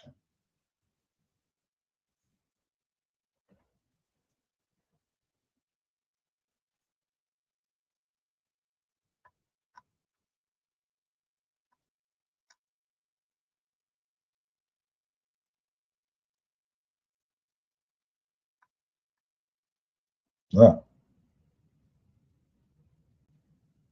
Surviving MGR. MGR says Shay's Tube is not his girl and passion is not truth. MGR and MO3 sector investigator. This was 1 month ago. I ain't even are trying to unalive gangland. And it's 420. This some boy he's from PA. Gangland, Las Vegas weekend, recap and open discussion. That was 30 days ago.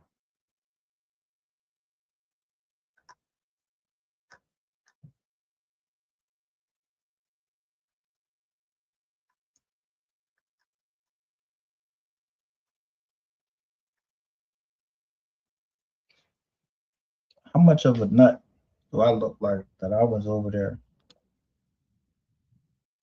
smoking weed with the boy? And the whole time, this thing is to make fun of me. Because I'm high. You got mods over there. You got like fucking 50 mods or some shit like that over there. They call them snipers, this, that, and third.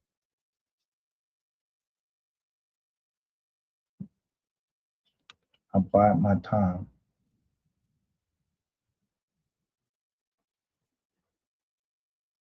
I go where I'm led to go because I see connections between something. Am I wrong? Don't motherfuckers play Connect 4 and all of that shit? Niggas play chess and do this over there. So if he's saying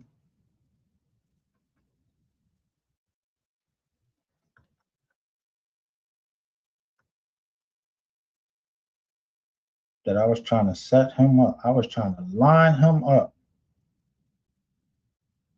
with an investigator. The MO3 sector investigator.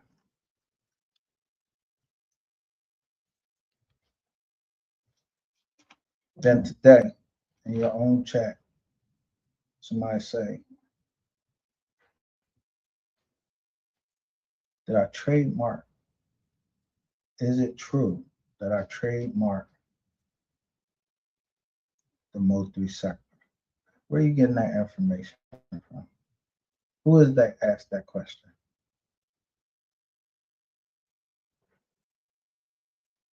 Because they ain't want to show their fucking face. Why? I ain't no cop. I ain't even trying to line no fucking body up. With who? Then you all on some fucking scary shit, talking about some empire and all that. Empire who? I don't know fucking empire. I don't know no motherfucking Ghazi, and no disrespect to him or anybody else. I don't know this motherfucker.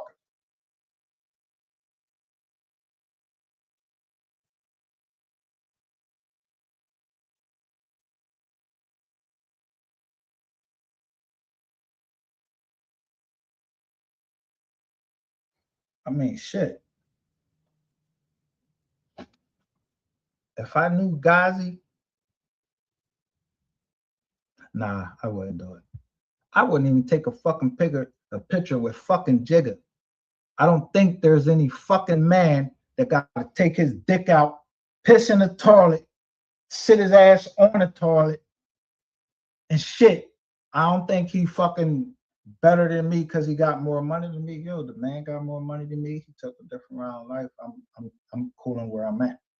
I'm chilling.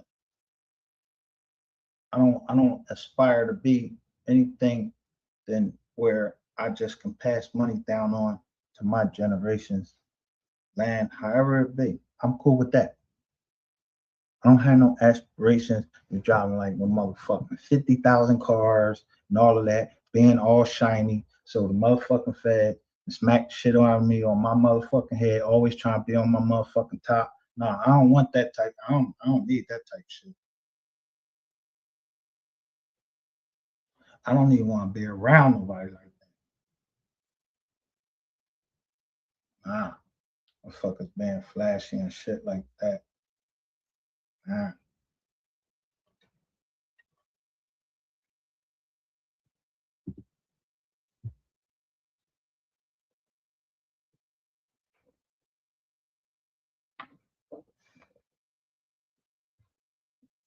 Until I seen what was happening on jets, I just canceled my whole even wanting a fucking jet. I'd rather ride wherever the fuck I want to ride. Motherfuckers setting motherfuckers up on the jet. Yeah, the jet in the air. By the time you landed, you dead. Anybody know how the fuck you die? Talking about somebody gave you some drugs. What? Who? And that's all. I'm good. Anyway, I'm talking about truth.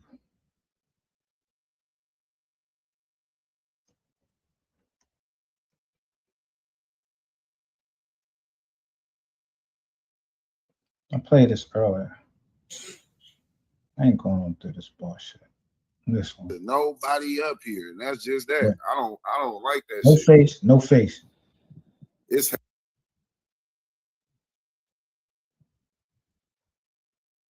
no face, right? And this nigga is crazy. And then the fucked up thing about it, a nigga gonna no face. Face down. These people ain't got no face. But who shit they showing? Why ain't showing your face? Show your motherfucking face. What happened?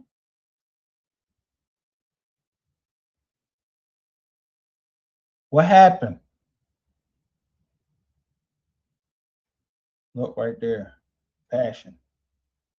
Then somebody say incognito. Last time I was there, I told you, I don't have nothing to add to your panel.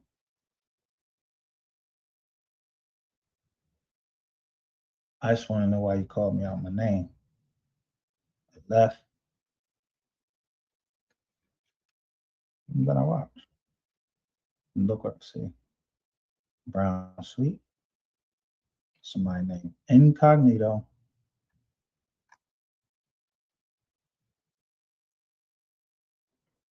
And somebody Incognito. MGR, is it true that you took it upon yourself and trademarked the MO3 sector?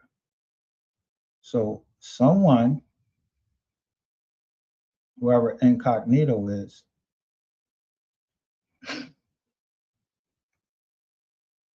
I've been following you the whole time. I know who you are.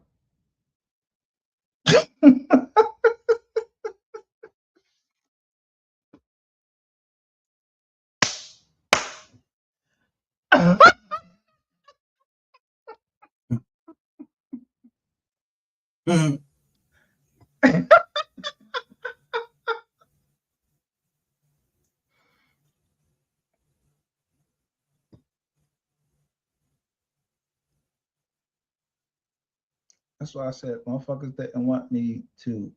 I was telling motherfuckers you can't trademark SCO with that, with the, oh, you can't trademark that.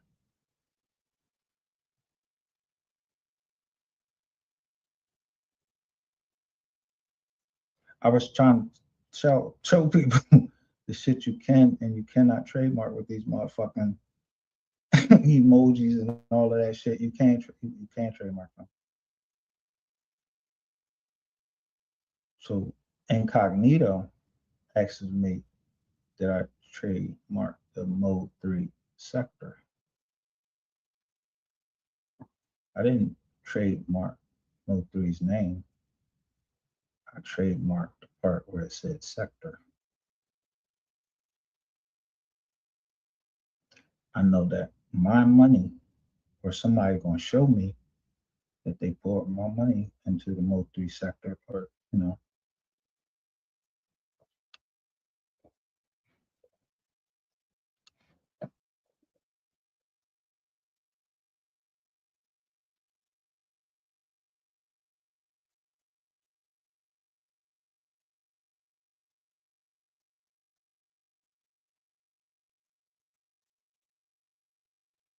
I know who I heard. The two motherfuckers that I heard say, well, told you can't build on lies. Let me go down the little screen a little bit. I told you everything I was going to show y'all. Y'all keep playing around with me.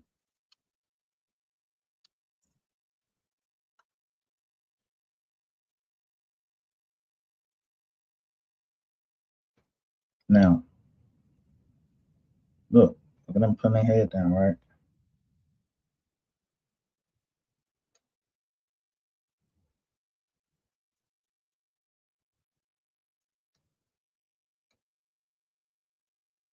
I keep every fucking thing.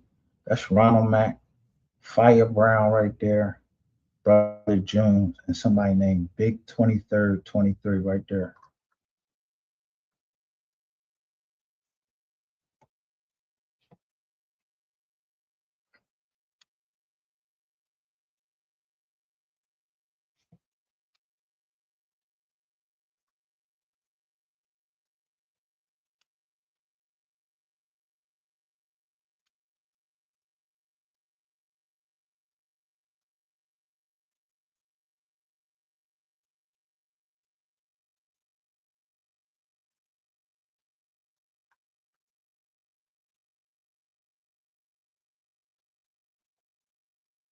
Now, I don't know how to pretty that shit all up. What y'all think is in that bag?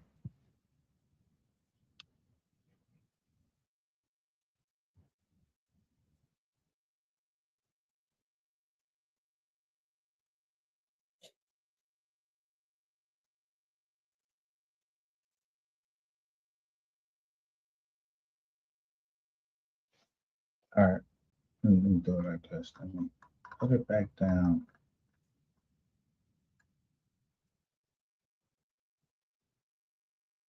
Let me take his off of there. Let me show you mine.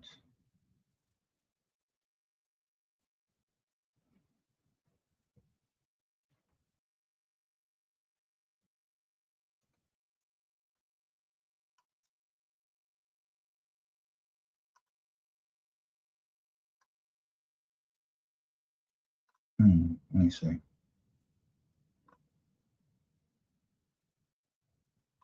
Let me see. Let me see.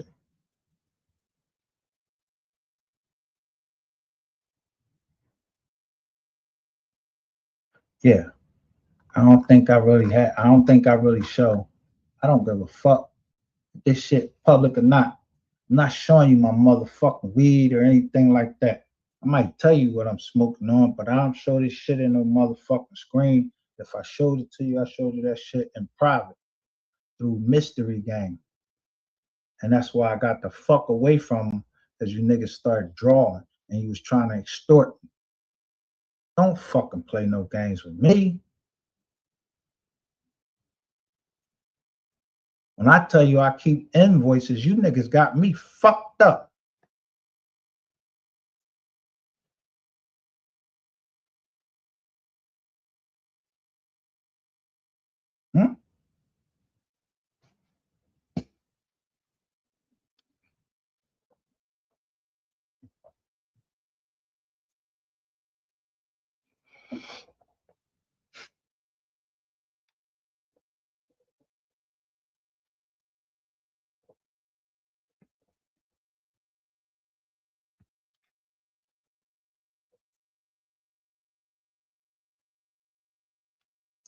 When I went to South Carolina, I really don't be dealing with the and no disrespect, you know, if I dealt with a woman, I ain't dealing with no fucking prostitute. I ain't dealing with no motherfucking. I ain't buying no pussy. I mean, even though anybody can say, yo, if you mess with, any woman, eventually you're gonna pay for it somehow. Even if you took her to fucking McDonald's. Yeah.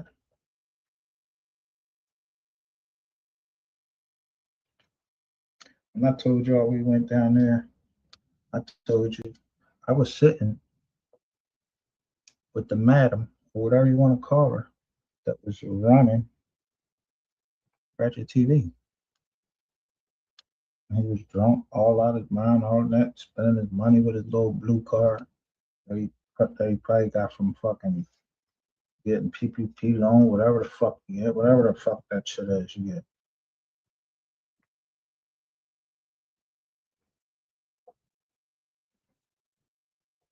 I ain't no nut.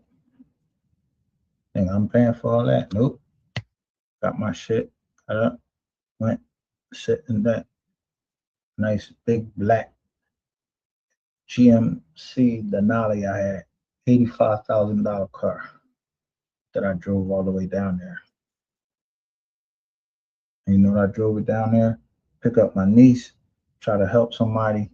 And when it came down to it, you think I was getting ready to keep going in some fucking woods looking for something. Nobody don't know where nothing, and y'all talking about some fucking spiritualist said she right here and then right there. You think I'm keep ready to go looking in the woods? No, you said the boy hit her. I go snatch this nigga and put him in the back right there. I went down there with all fucking black clothes. Let me let y'all know that right now, because it's a goddamn blessing from the Most High that everything I intended to go down there and do, it didn't happen. And that was to go snatch this curly haired motherfucker. I didn't give a fuck where he was from or none of that. I wasn't even telling him. I just wanted to make sure Ratchet knew, yo, I'm gonna go grab this motherfucker. I'm gonna throw him in the back of this fucking truck. And he's gonna tell us everything he wanna fucking know. Or you wanna know, we wanna know. Okay, I'm gonna go ahead and do that. This bitch ass nigga. Just like MO3 said when he was talking to, them two niggas. You ain't want to ride out. Scary nigga.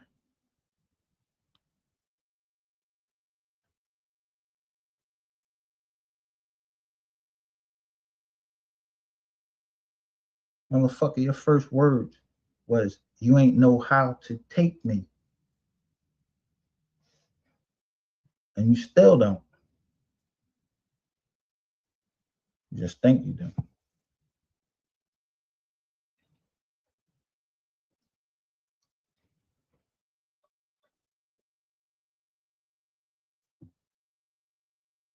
It took everybody in the fucking MO3 sector.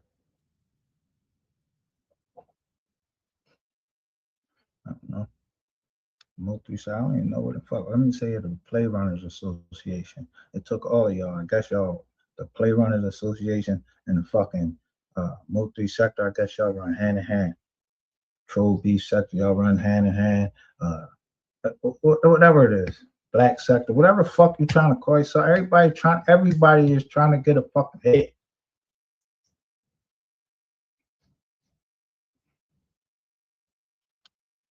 Only thing I did was I stood up for something and I wanted justice for something, and I just noticed a couple, 2 or 3 things here, and I don't want to deal with none of you raggedy ass bitches.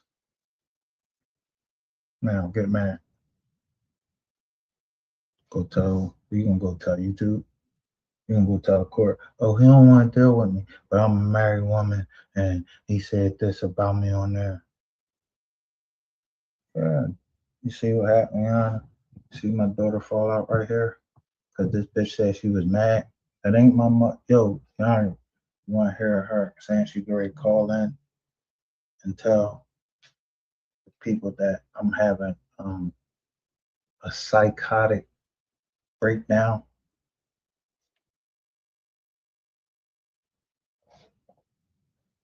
Because I told her something on the phone that I have mental problems. If my doctor did that shit, so what the fuck makes y'all think y'all can tell somebody's fucking mental conditions all on fucking lines? Y'all fucking stupid?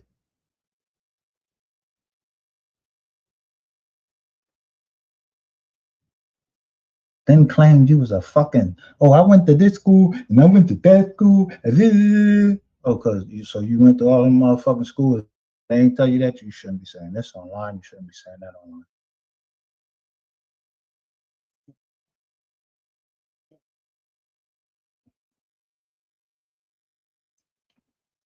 Before I came at MHB, I put up a short by a lawyer that warned everybody, yo, no matter what you put on Instagram, you can't delete that shit. I just don't tell y'all what site to go get it on, but I probably shared it with a couple, 2 or 3 people that I felt was being bullied. And I don't like to see that. And I sent them something to help them.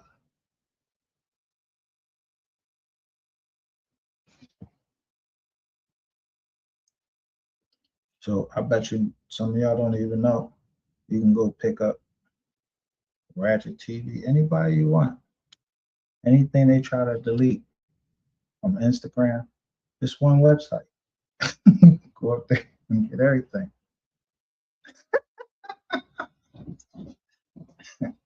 Hey, if you think I'm, hey.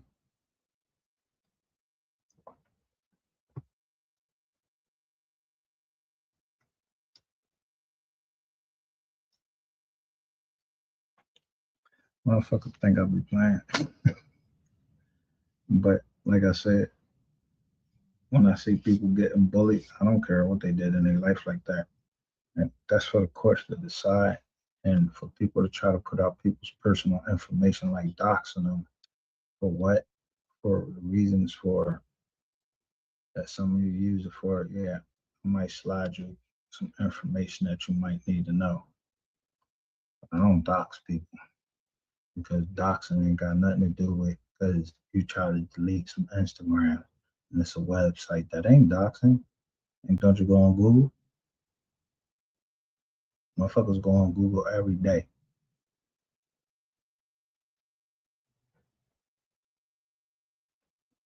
Yeah, go dox my shit. Go to that website and see what I deleted. You know who I deleted? A lot of you motherfuckers coming up there talking about bullshit about trying to get me to buy some fucking, what's that shit? Some shit that I knew was Skizam. Yeah. But I mean, some people do a lot of crazier shit. Instagram.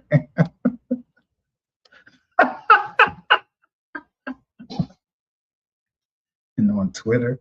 Y'all do a lot of shit on Twitter, a whole bunch of shit, or a whole bunch of shit. Yo, y'all can't get rid of that shit. But that's all social media. But when you give somebody some shit in private and they put that shit on public on social media, yeah, it's a fucking problem. It's a process that you fucking handle that shit to. The first is write a cease and desist order. Y'all remember what's his name? Not Robert Downey Jr. What's that white actor's name? Where's his girl? She went and told shit about their relationship all on, what is that? She went and told some magazines or some shit like that. He sued her and them fucking magazines, got that shit removed. First, he sent her a cease and desist. She didn't do it. She kept fucking talking.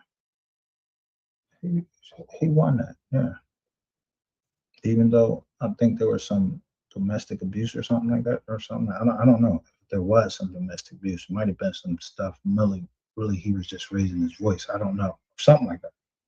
First thing he did was cease and desist to the magazine.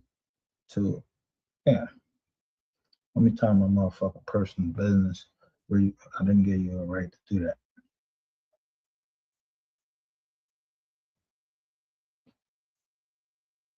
What's this motherfucking name though? I'm trying to think. He be in all of them, the pirate movies. What's that pirate shit? What's his name?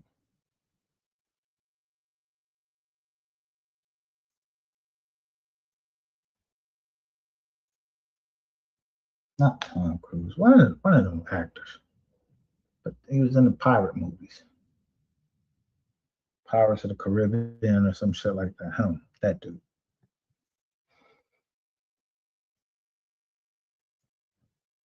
But most of us, you'll look at the news and be like, damn, no. Look at that fucking case and see what happened.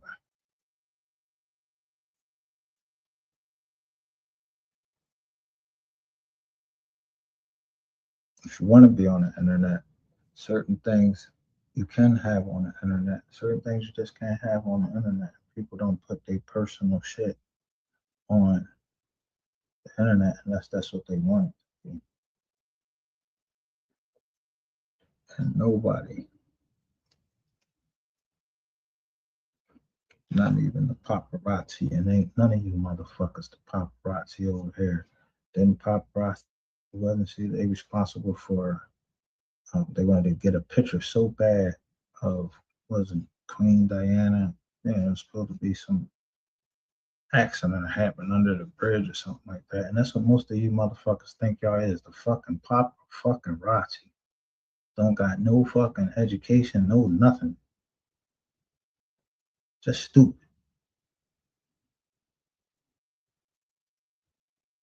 I'm sorry to break it down just like that, but that's just how the fuck it is. See the date of this? This is June 10th,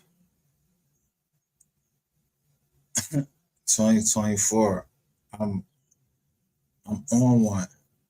So let me show you what somebody's sending me, the pictures that they're sending me. I told you I was ready for y'all.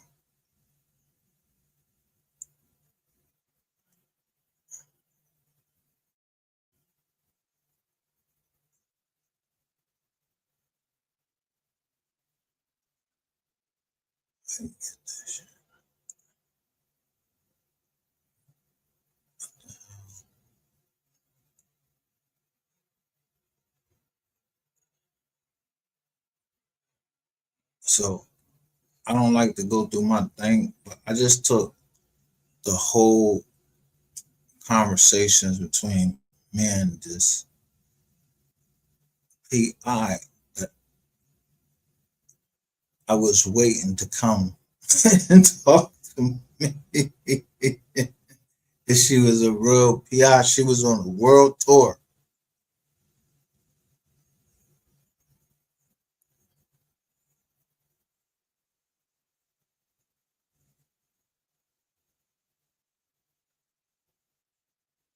Now,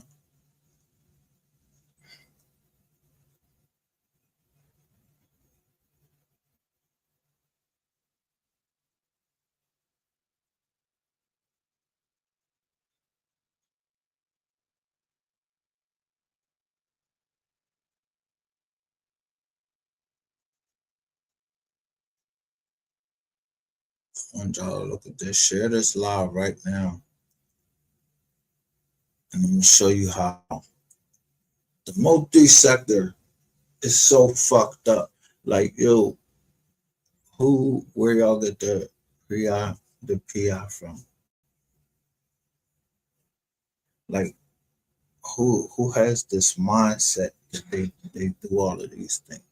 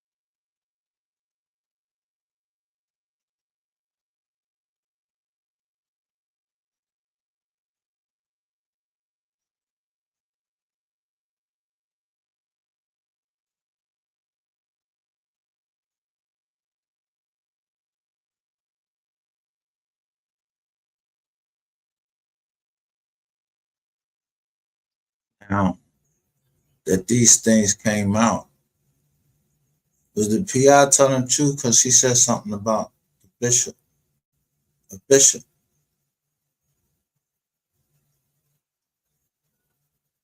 If she was telling it, could she be lying about everything? Or do people mix truth with lies?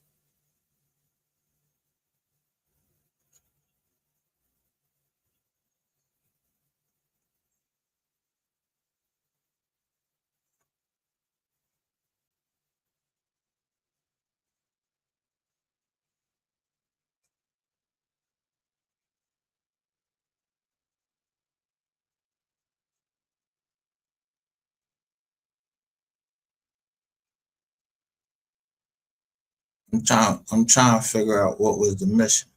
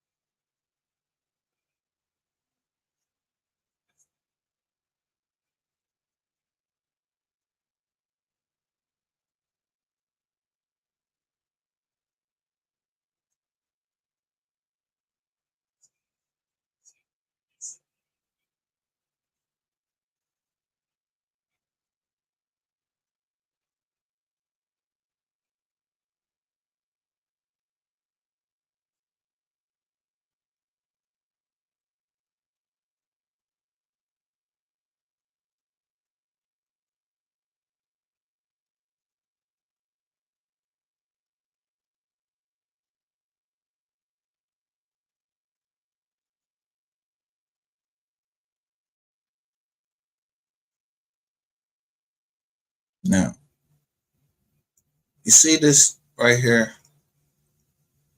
I always tell people this because I'm not recording people, but I'm asking them not to share. Then I give them a non-disclosure agreement. Then the next thing you know, my shit on the fucking internet. What the fuck do y'all think that I am?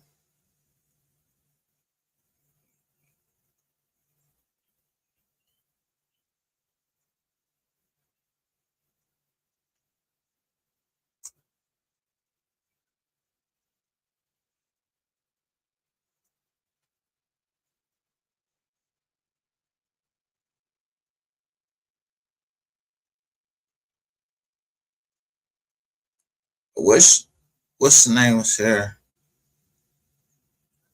So she can tell me what was told to her.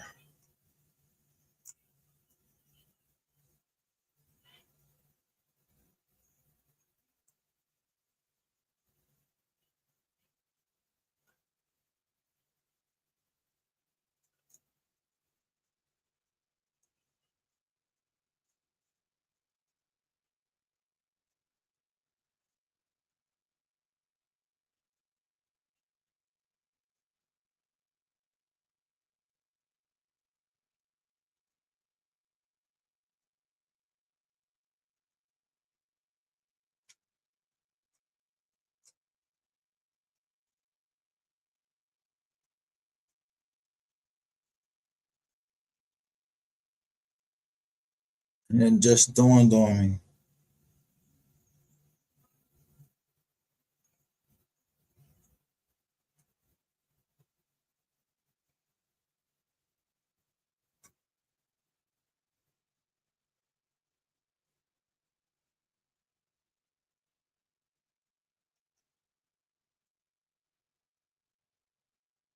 Just what the fuck is going on.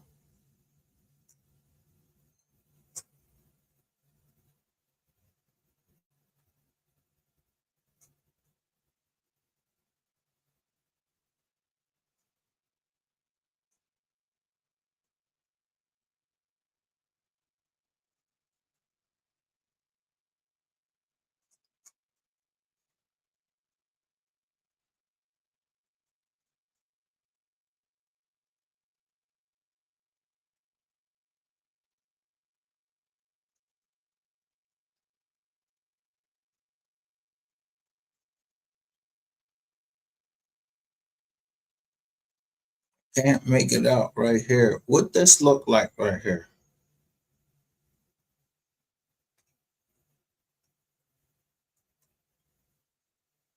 What that look like right there? Because we was asking about, I'm asking about the properties of MO3. Who hired this person to come at me? Because I can't read any of this, but I can see the picture right here. And it looks sort of like, let me see if I can, wait a minute.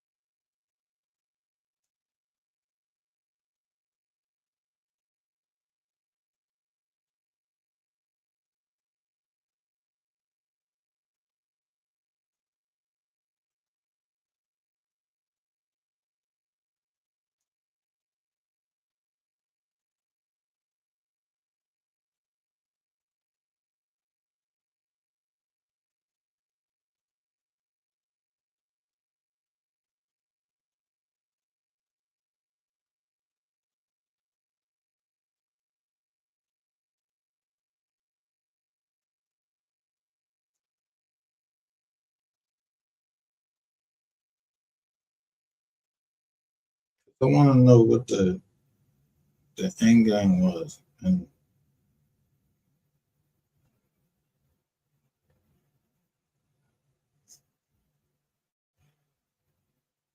I got to see what that picture was. I just screenshot.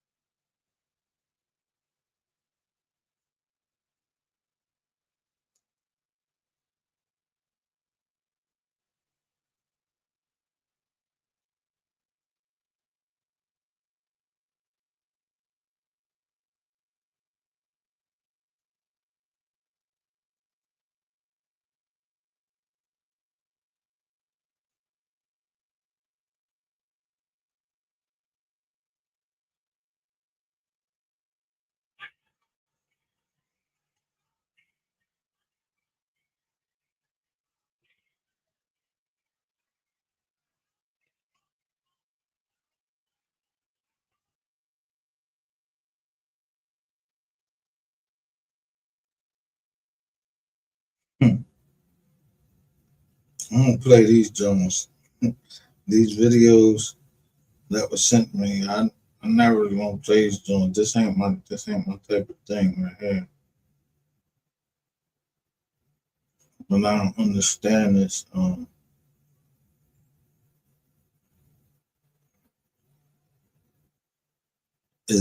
Was everybody in this sector? Did everybody in this sector hate MO3?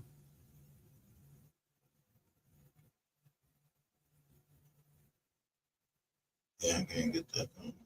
So I think that was intentional. All right. I can't get this any clearer so I could see what it was.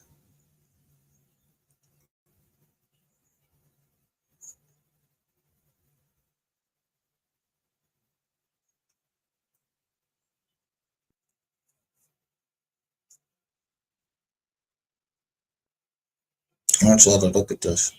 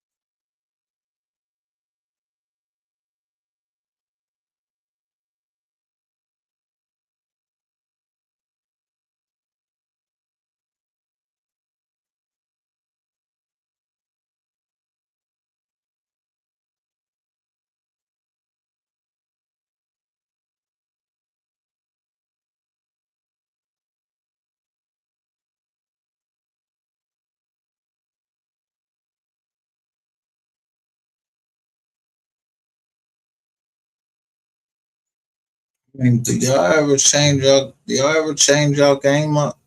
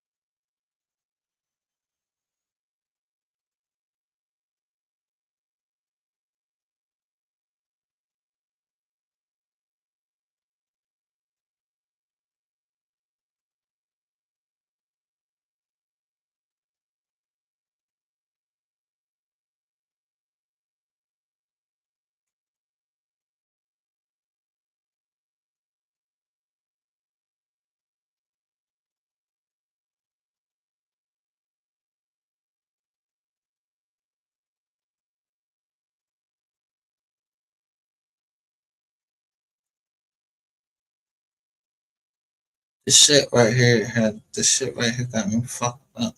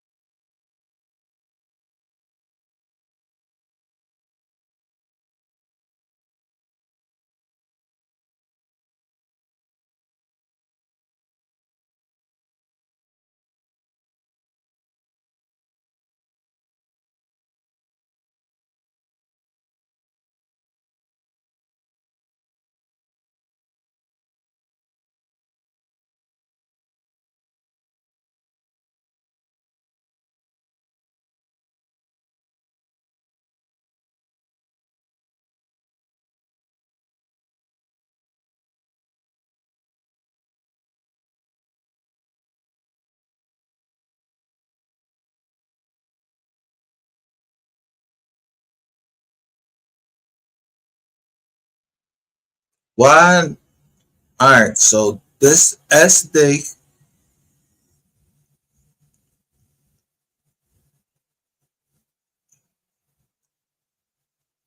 what kind of what kind of fucking conspiracy is this?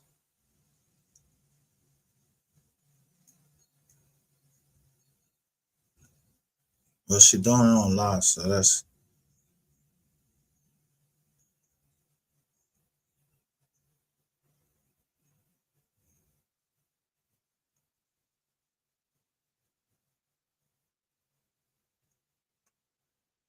all right.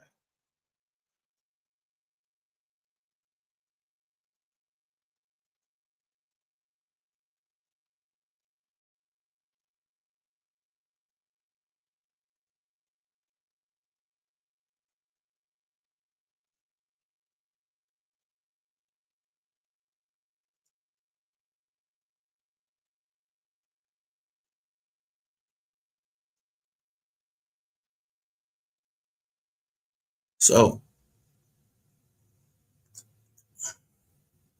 the whole time I've been waiting for her to come. I'm just showing you the video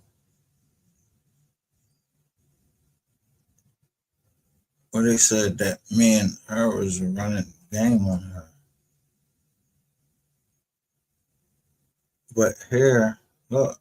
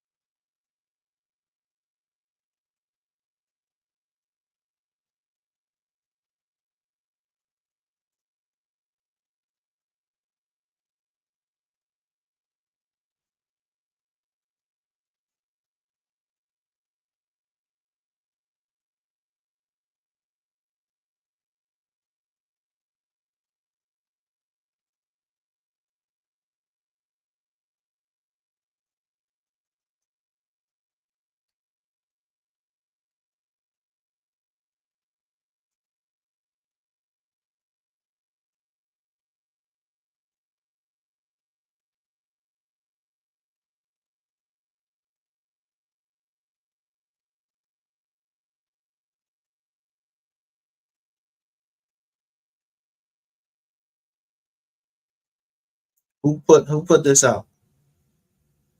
That ratchet pulled the gun out on the captain. The ducks fade from gangland.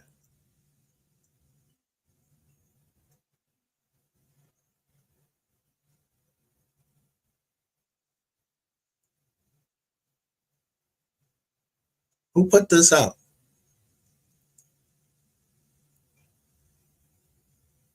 Okay. So you see Lady Wu down here.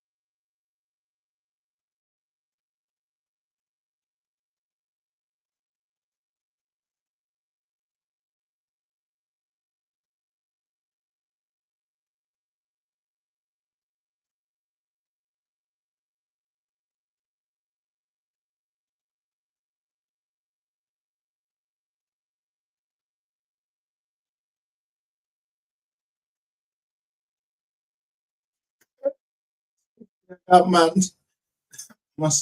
stereotypical Joan on, like, really, from her, the first Joan.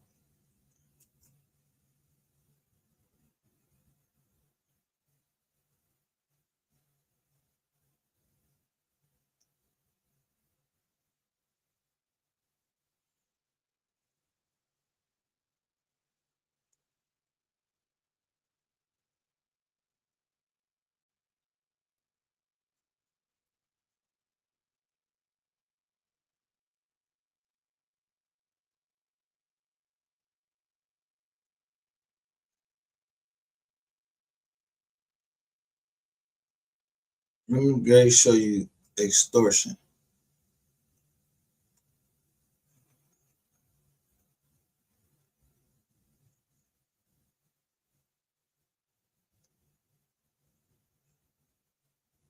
Look at the dates.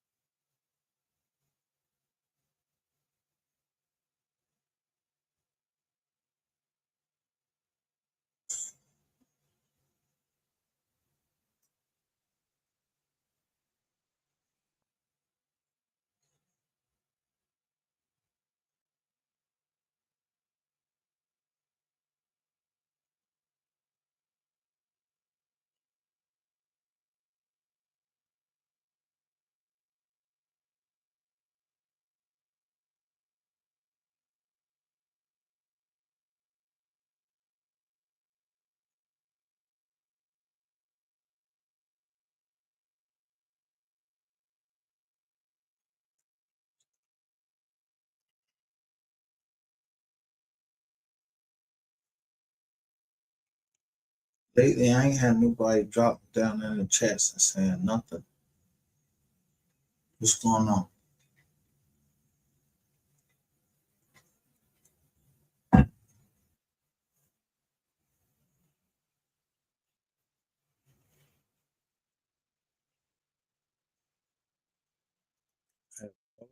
He's been caught.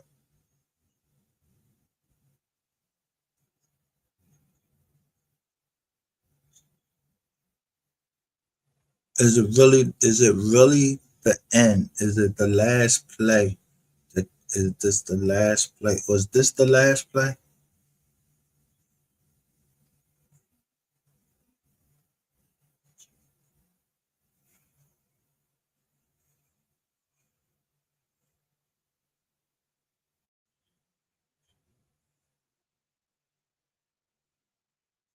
Because if this is a PI, where she's impersonating the PI and asking me all that, I know you know the feds was down there. So are the feds involved in trying to, is the feds trying to set me up, or what's the deal?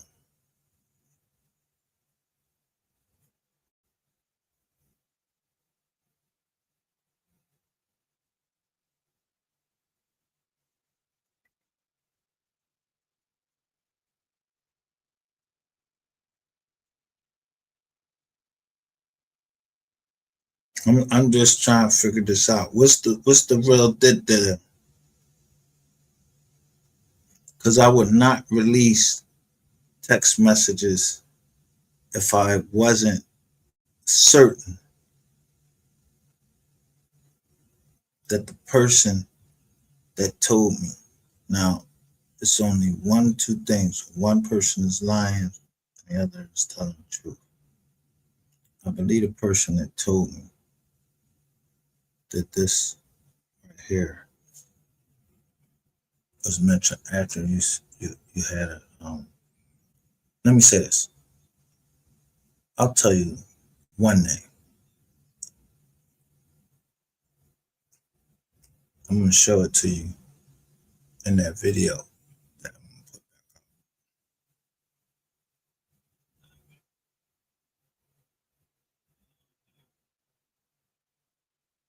This turned from a computer needing a laptop my company offers to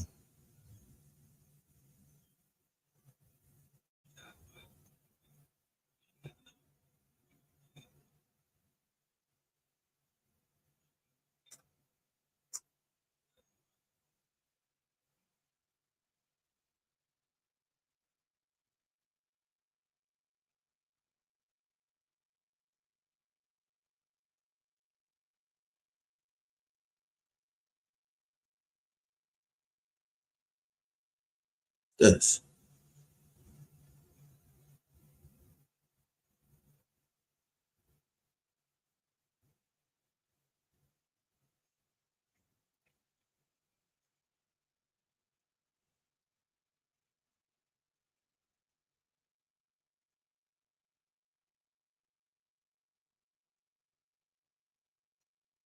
A computer.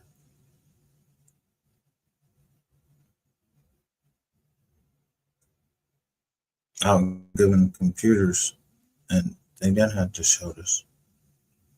So I want to know why these pictures are shown to me. Is somebody trying to set me up?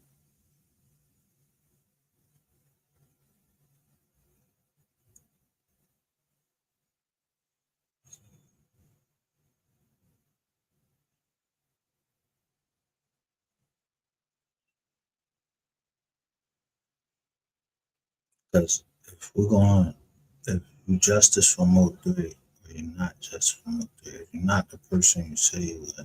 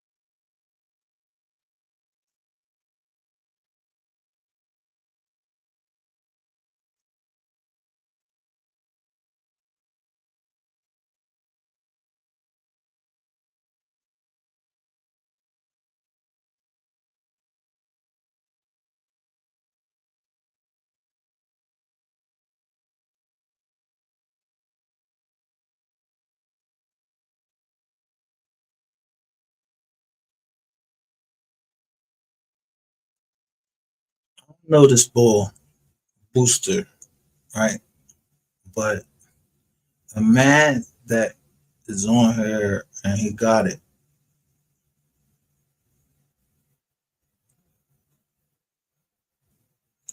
Is y'all whole fucking thing is to try to take it from him?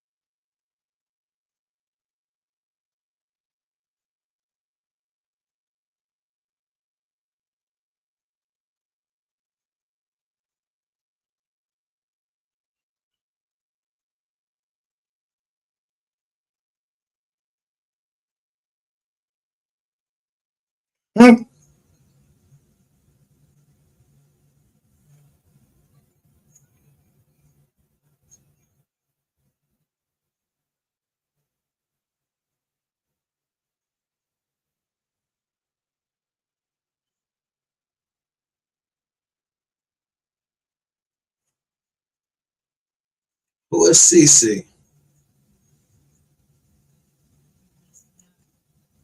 Who was CC first? Let me go back. So we go from computer to, do I want a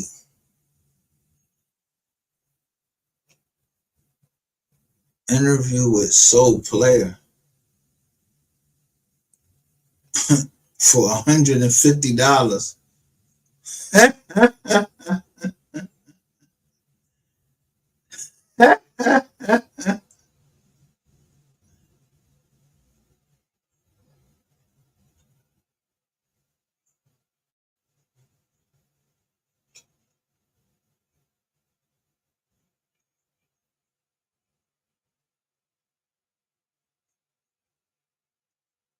And then she goes to that I'm trolling her.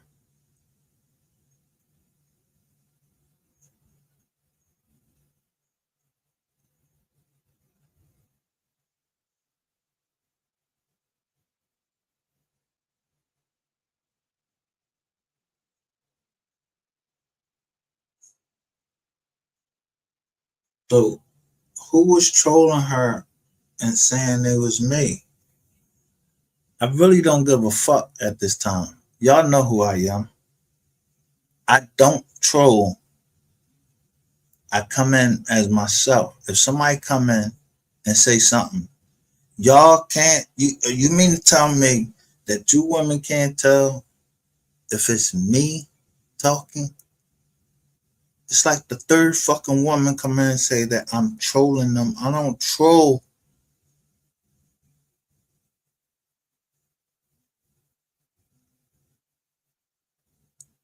For what reason? What do I gain?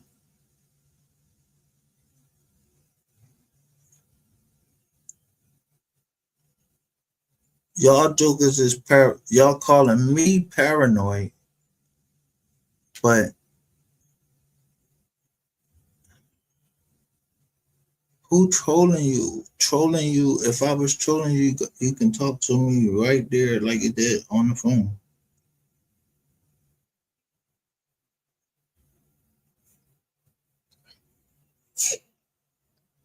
I want the person that they got the heart.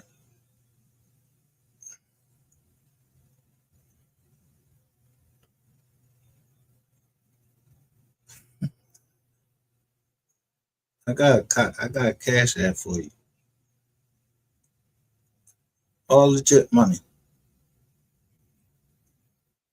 Who did I troll?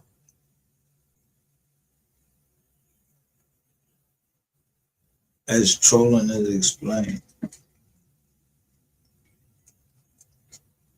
If trolling is me coming in your chat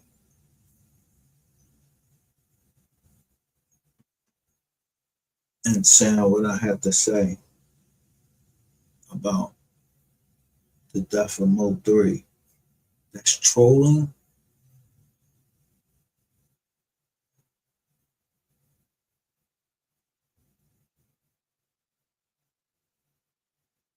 So if somebody was using my name on here,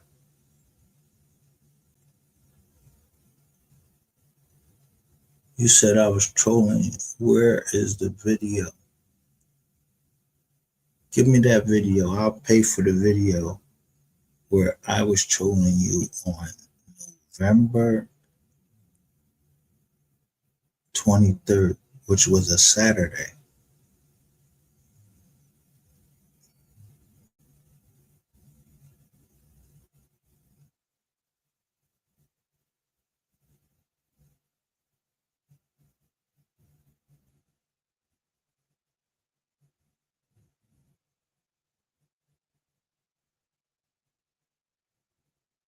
Instead, I waited till after the Sabbath. I said, getting ready to expose these niggas and bitches for playing.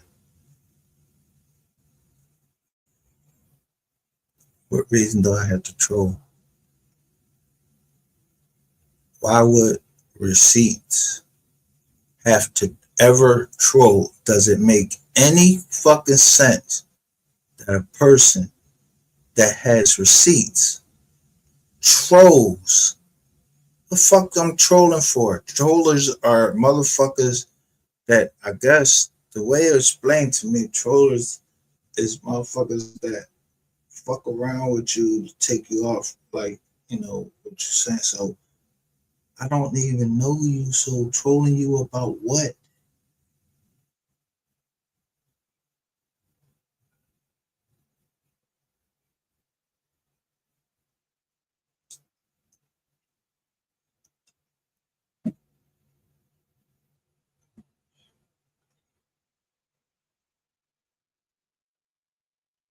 Do you see why I count how much money everybody is getting and who is getting money in the MO3 sector? If they got a fucking Cash App up there, which I have one, but it's for the foundation.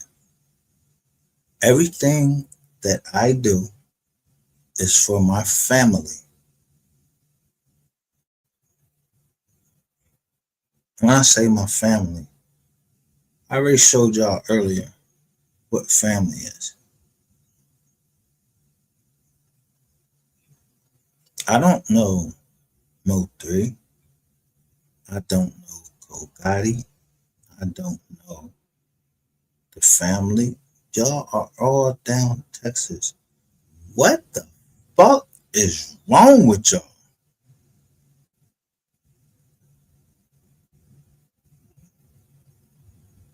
Why the fuck are y'all still on YouTube? Y'all not seeing the lawsuits, the cases that's coming up right out of Texas, and it's with the cartels, and I don't know nobody in the cartel. So why the fuck would I be trolling?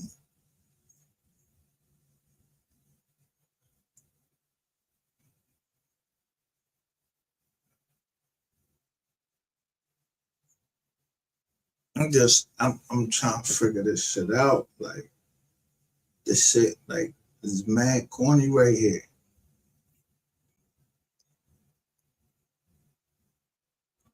You know what I want to know? I bought cynical songs on here the other day, and my whole computer shut down. Who has that type of control?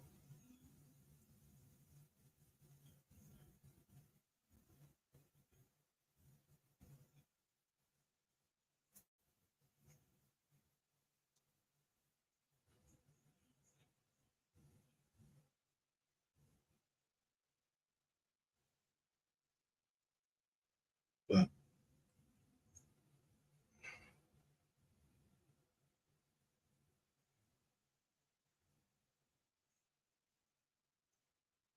why it's not being shut down?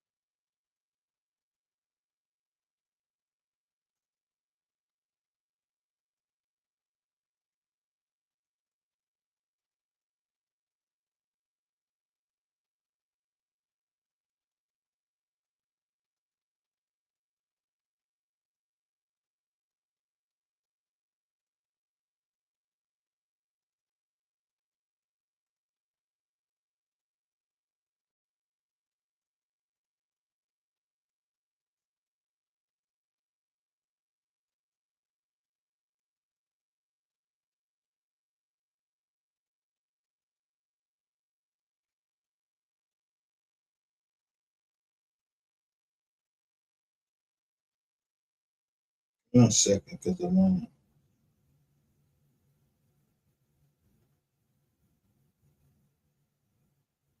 not gonna put my affiliate. I wonder if anybody ever found out who was trolling.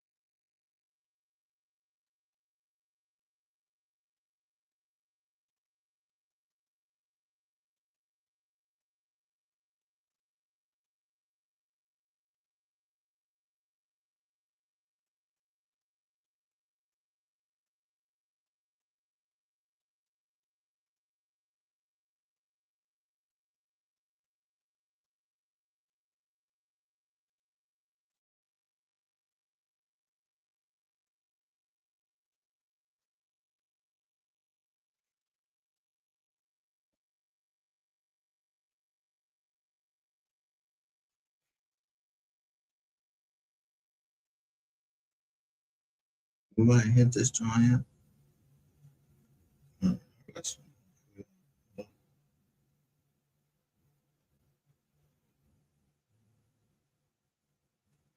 Because I was wondering who this person was that was my moderator, not Cameron.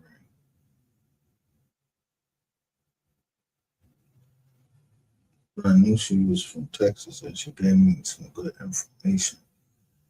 There, someone's playing games. And I want to make sure that I got everybody that need that ass whoop, get they ass whoop.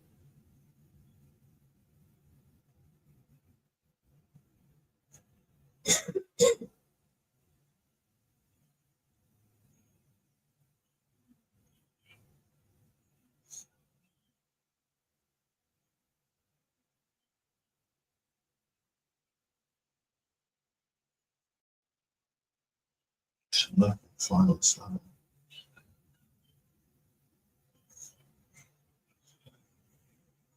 Phone.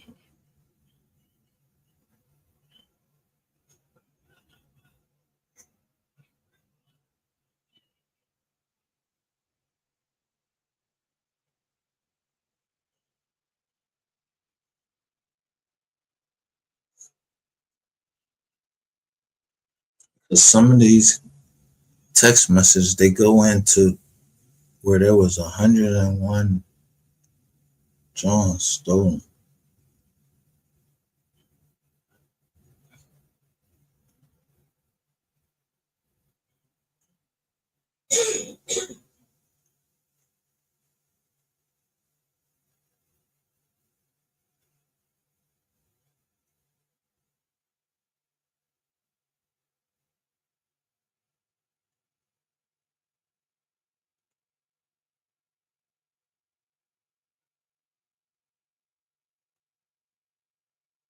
This shit is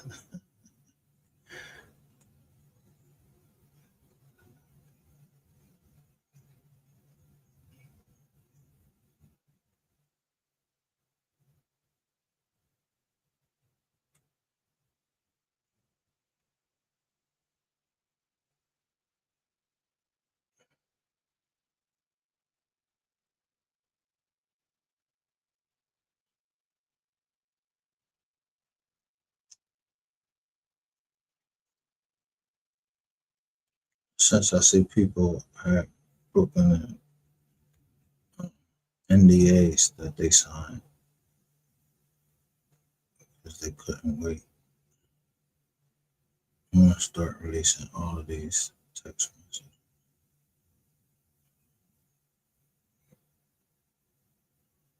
And I'm gonna pull up all of these joints and show how y'all was trying to throw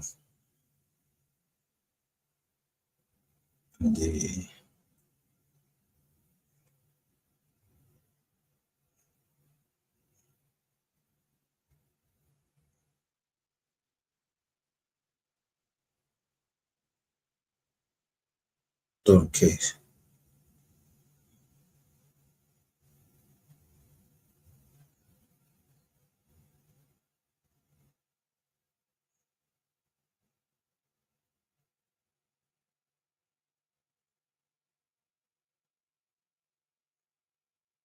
Oh man, saw this one.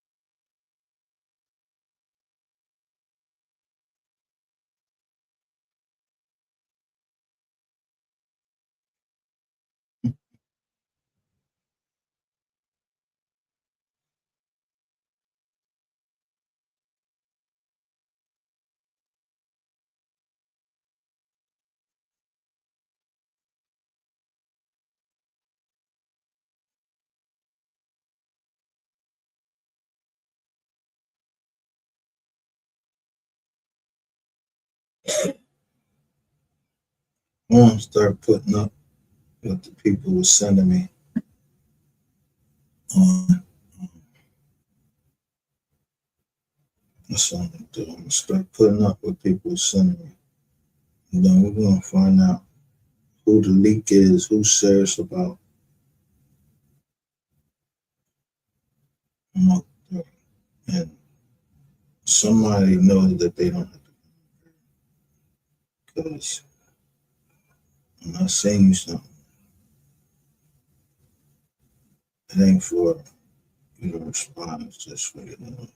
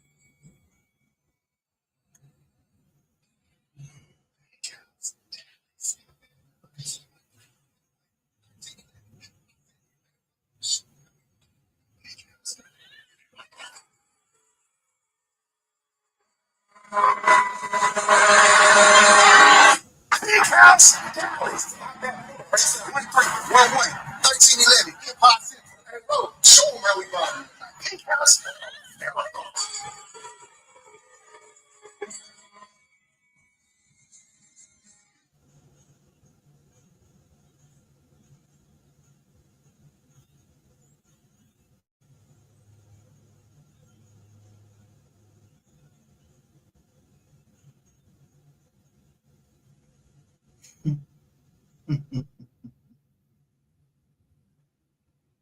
know what I say about you?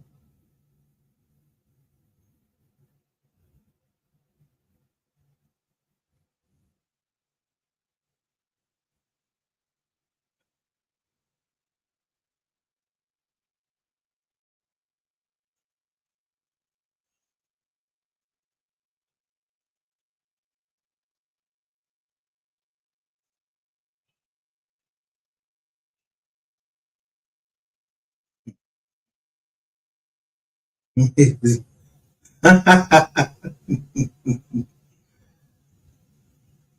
come back to this face of course.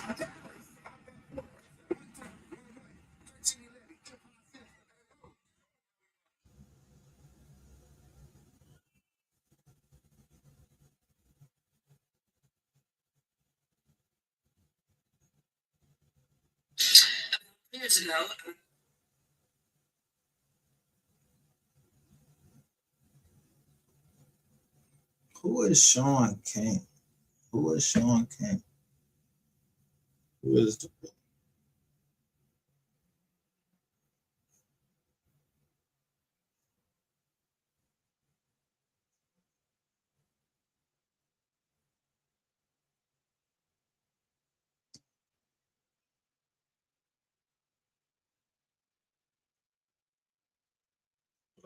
name? Look this up.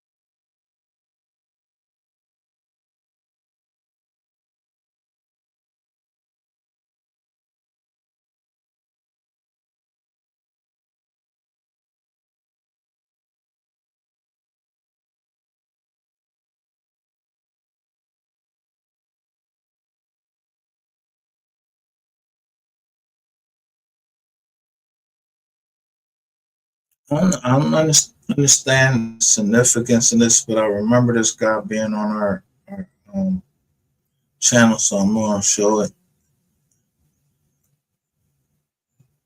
I'm trying to just wonder where these people is coming. Are these supposed to be threats or something? I don't even know what the fuck this shit is.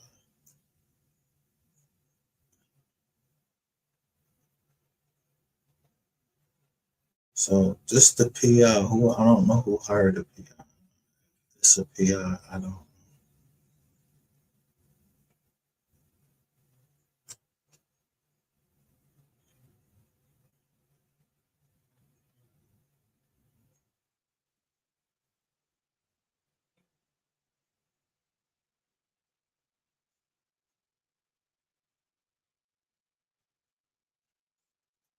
Look, this is all.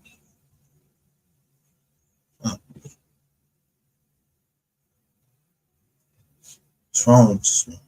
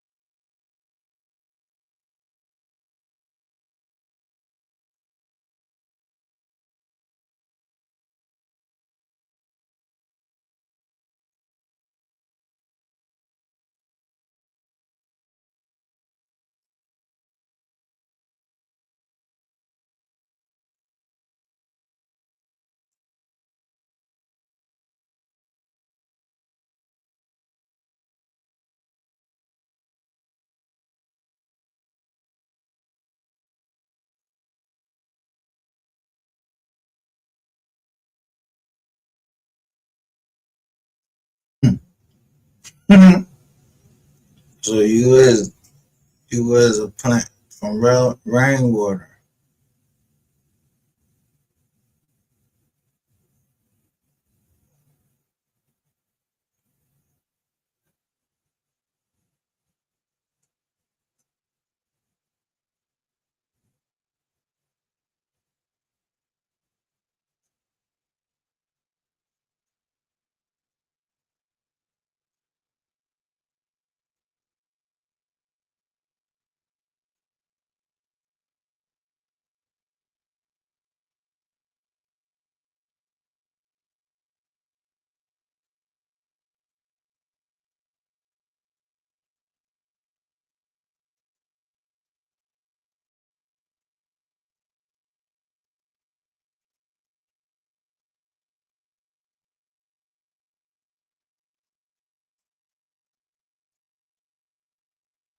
That's some nasty joints down. What's the name?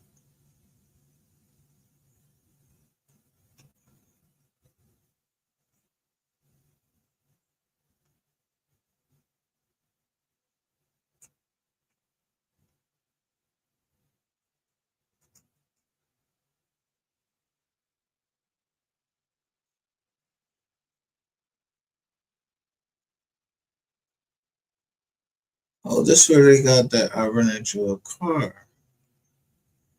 I showed you how to rent.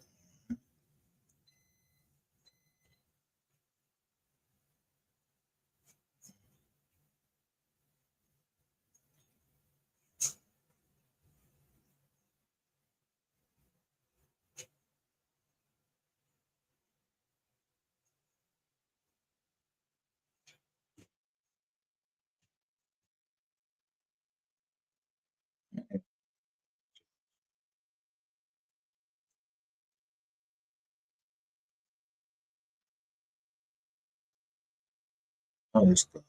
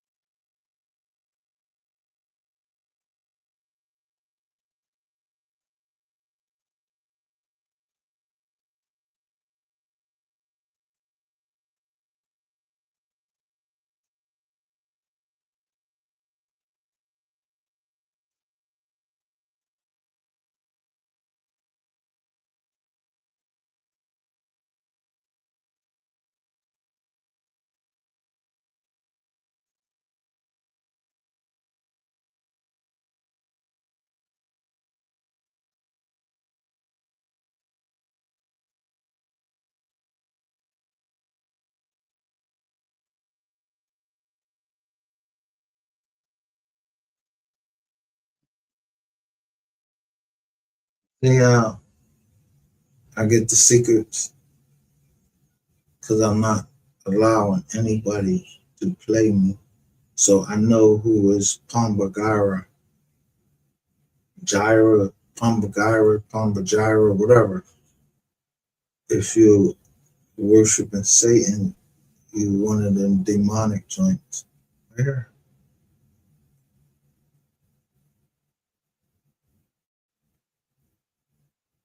Very simple.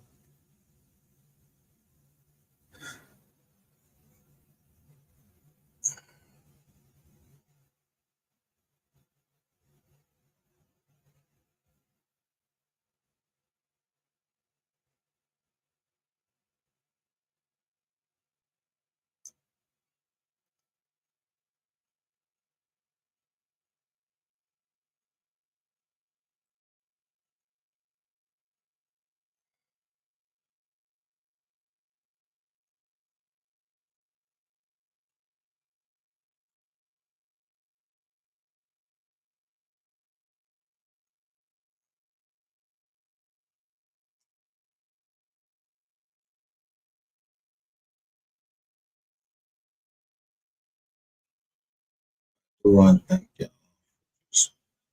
Song for you. I ain't even feel I'm not even upset. That's the way it works. But y'all call me mean because I won't fall for your fucking tricks. I'm concerned about the young man and you got time. Please show this. Because you know what I want to do? Be transparent. If anybody from the noble family is looking, I just showed them people. You know,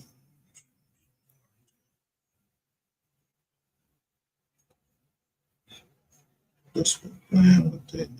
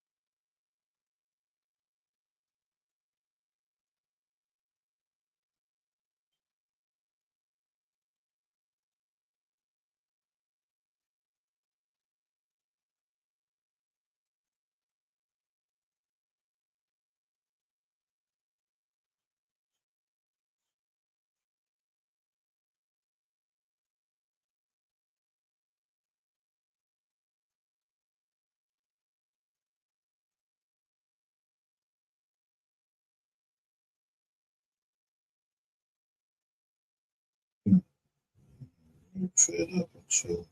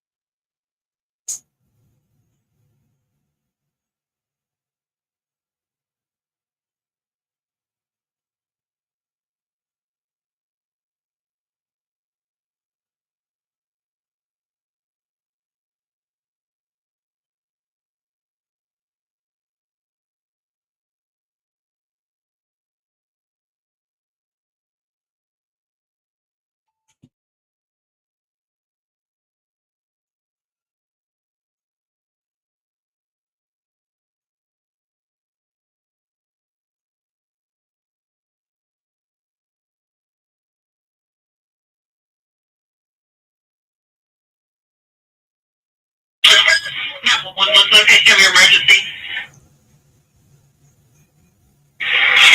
What's going on? My boyfriend visited me. He's telling me back in or tap in where I can't move my car. He's got a shove against my car and all that. Is it drinking?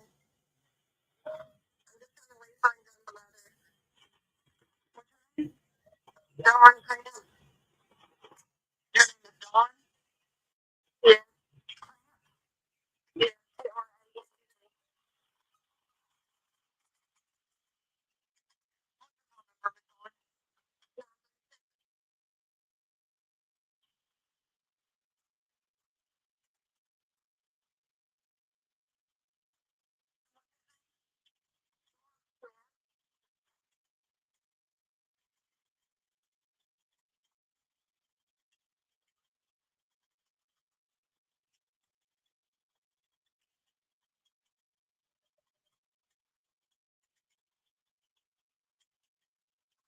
Calling you and get one right, okay? Bring it on.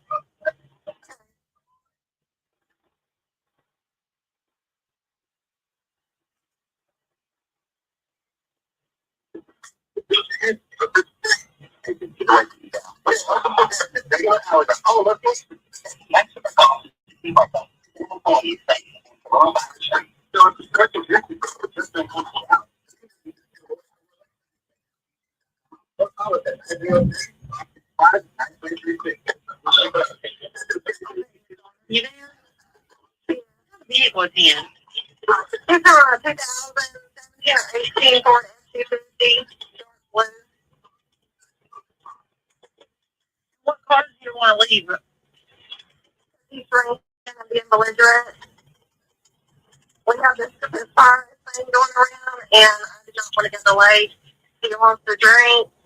I got out of the vehicle, started walking because I don't want to be, we're not supposed to be out doing stuff like that. Supposed to be staying at home, wearing a mask.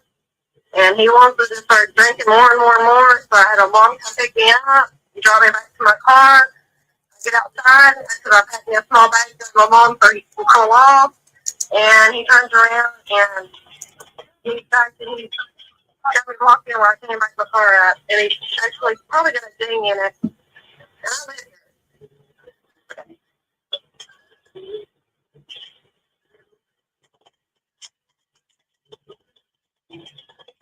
He's not going to be very nice when you pull up here.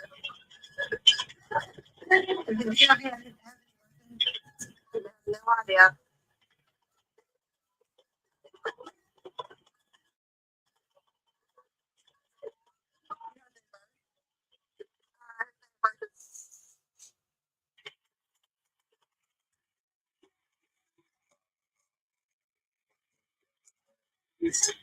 Or tell you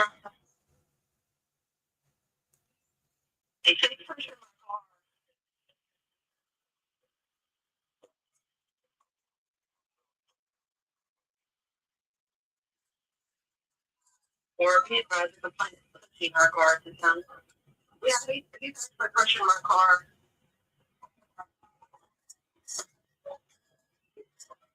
He told me I have to get all my shit out now. There's no way I can do that. house full of stuff.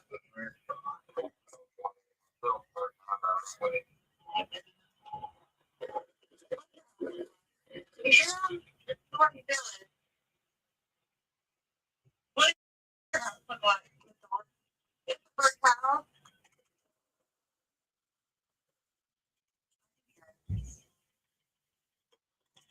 What kind of vehicle are you in? I'm in a black 300 Chrysler.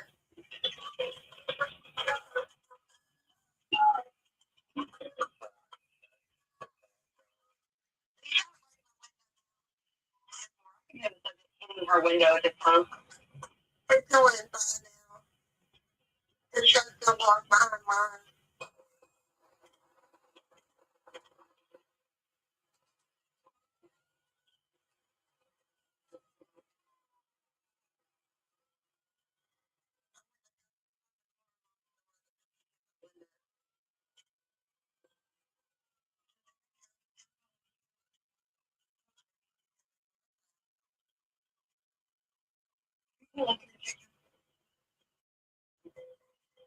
He shouldn't have anything on him. He just drives and when he gets like this, he gets very agitated. I don't like to get around it, so I try to keep him just at my mom until he can be on but he likes his vehicle. He doesn't like work even move.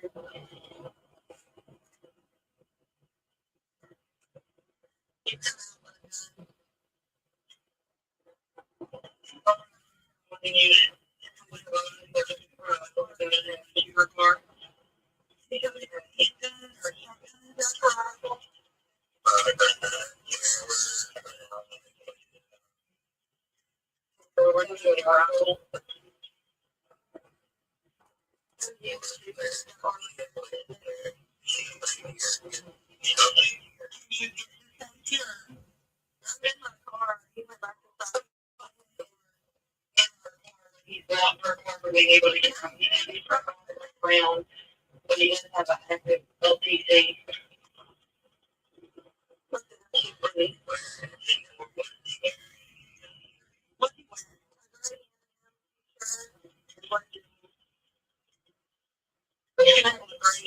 T-shirt, blue jeans. Yeah, he put the gun up.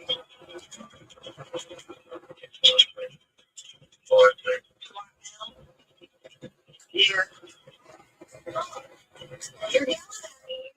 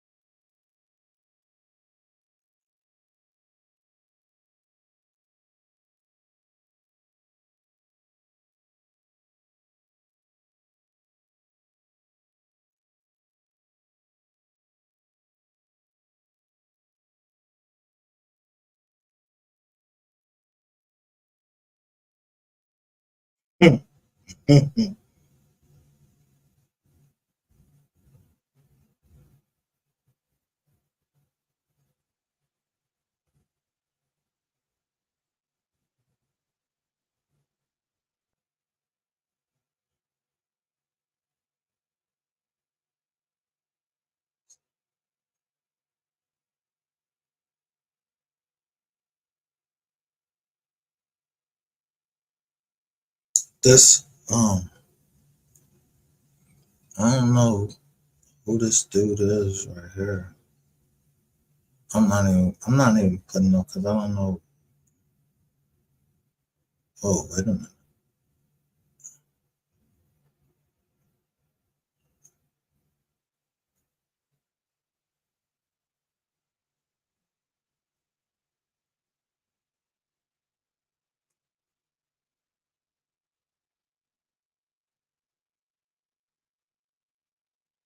Hold on.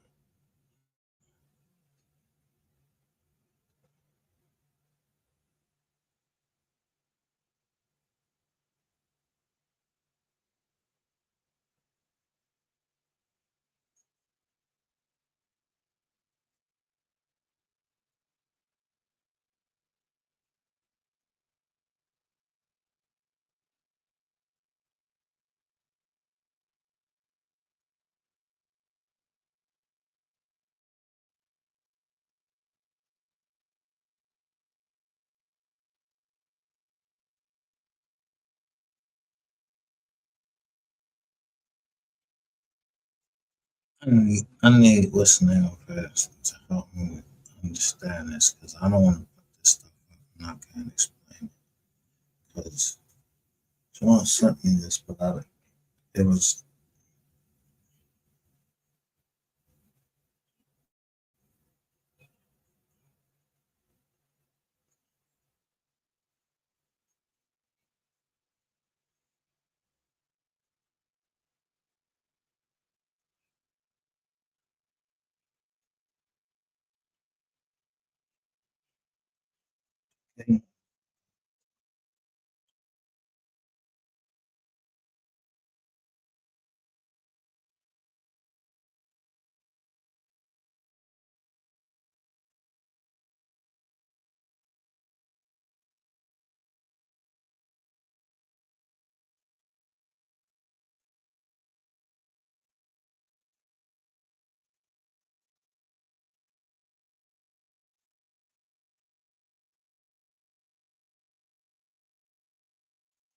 fuck is all of these Jones at now? Y'all erase these Jones?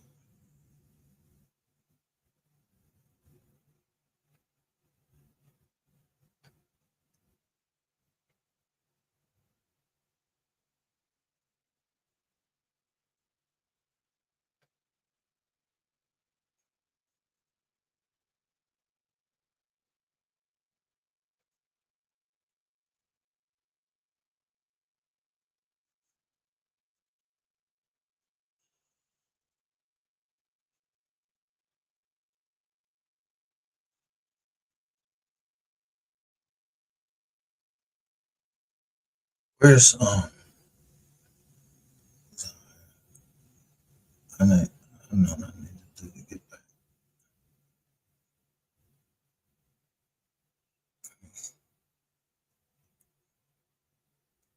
this up.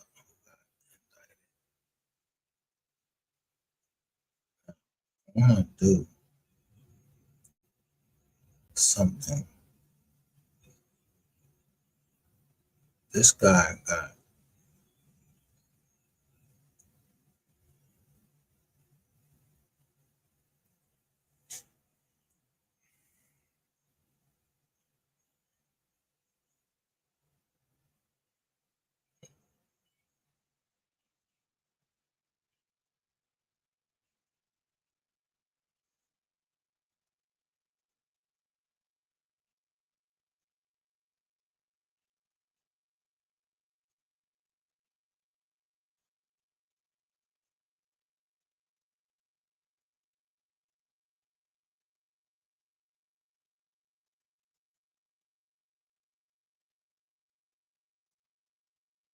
so let me see something.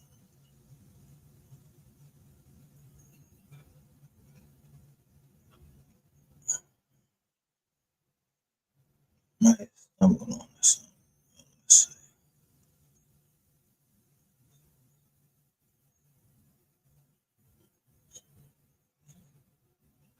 This is Eastern District of Texas.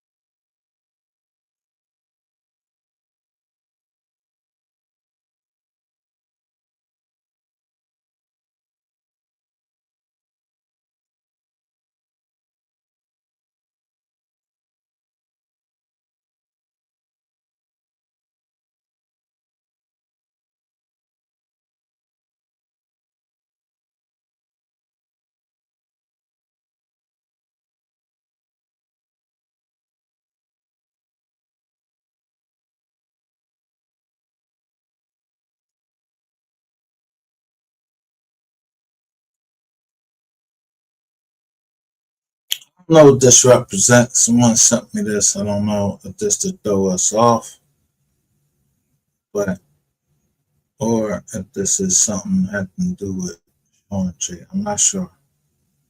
I'm not gonna put it on. I don't know this person's name. I know the person that gave it to me usually gives